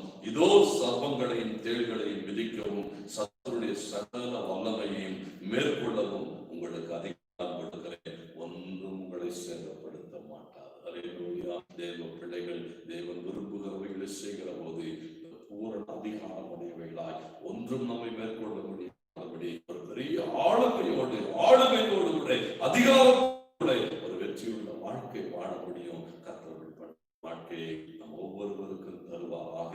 கண்களை மூடி தேவ சமூகத்தை ஆண்டவரை நோக்கி பார்ப்போமா? அல்லேலூயா. கர்த்தர் நல்லவராக இருக்கிறார். எல்லாரும் அப்படியாய் ஒருமனப்பட்டு தேவ சமூகத்திலே அல்லேலூயா ஆண்டவரே வல்லமை இறங்கி வரட்டும். தேவ பிரசன்னத்திலே கடந்து வரட்டும். எங்களை அதிகாரப்படுத்தி இருக்கிற மீதியானவர்கள் அல்லேலூயா. ஜனத்தின் பிரபுக்களை ஆளும்படி செய்தார். கர்த்தர் எனக்கு பராக்கிரமசாலிகளின் மேல் ஆளுகை கொடுத்தார். காலங்களில் கடந்து வந்திருக்கிற நம்முடைய பிள்ளைகளை எல்லாரும் ஜெபிக்கிறோம். அன்றைய எங்களை அழைத்தவர், எங்களை தேவைத்தவர், உங்களை இணைத்தவர், அன்றைய எங்களுக்கு ஒவ்வொரு வேலை ஒரு செய்தியை கொடுத்து அனுப்பினவர். அன்றைய உண்மைபலித்து அன்றைய தேசத்தின் குடிகளை எல்லாம் இன்றைக்கு மற்றவரை ஒவ்வொருவருக்கு கிருபை செய்கிறார். அன்றைய இந்த வார்த்தைகளை கேட்டுக்கொண்டிருக்கிற நம்முடைய பிள்ளைகள் ஒவ்வொருவருக்கும் வெளிப்பட்ட அதிகாரம் உண்டாகட்டும். சத்துருடைய எல்லா வல்லமைகளை மேற்கொள்ளத்தக்கதாக ஒன்றுமைகளை சேதப்பட்டு தாங்கும்படி ஆண்டவரே நாங்கள் பாதுகாக்கப்படும்படியாக காலங்களிலே கிருபை செய்கிறதுக்காக ஆண்டவரே உங்களுக்கு நாங்கள் நன்றி செலுத்துகிறோம். இந்த வார்த்தைகளை கேட்ட ஒவ்வொரு பிள்ளைகளுக்காக, குடும்பங்களுக்காக, ஊழியர்களுக்காக, சபைகளுக்காக ஜெபிக்கிறோம். இயேசுவின் நாமத்தினாலே ஒவ்வொருவர் மேலும் பரிபூரண ஆசீர்வாதங்கள் கடந்து வரும்படி நாங்கள் ஜெபிக்கிறோம். ஒவ்வொருவர் மேலும் தேவன் அருளுகிற அந்த தெய்வீக ஆவதையும் அதிகாரமும் உண்டாகிருக்கும்படி ஜெபிக்கிறோம். தெய்வம் தாமே ஒவ்வொருவரையும் குடும்பங்களையும் நம்முடைய கல்வாரி இரத்தத்தினாலே மூடி பாதுகாக்கும்படி ஜெபிக்கிறோம். தேசத்திலே மாற்றங்கள் உண்டாகட்டும். சபைகள் திறக்கப்பட்டு தேவ பிள்ளைகளாக நாங்கள் மறுபடியும் கூடிய நாமத்தை மகிமைப்படுத்த கர்த்தர் இந்த நாட்களில் எங்களுக்கு பாராட்டும்படி ஜெபிக்கிறோம். நம்முடைய அன்பு கரத்துக்குள்ளாக நடந்து நீரை ஆளுகை செய்யும் நடக்கும்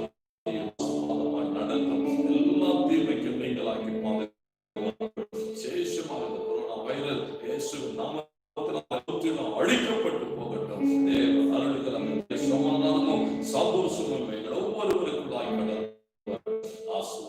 ஆசீர்வாதமாய் நடத்தும். கிறிஸ்து இயேசுவின் விலையேறப்பட்ட நாமத்தில் ஜெபிக்கிறோம். ஜெபம் கேளும் ஜீவனுடைய நல்ல பிதாவே. ஆமென். எல்லா ஆசீர்வாதத்தை பெற்றுக்கொள்வோம். நம்முடைய கர்த்தராகிய இயேசு கிறிஸ்துவின் கிருபையும் பிதாவாகிய தேவனுடைய அன்பும் பரிசுத்த ஆவியானவருடைய அந்யோன்ய ஐக்கியமும் சுகமும் சமாதானமும் வழி நடத்துதலும் என்றும் அனைவரோடும்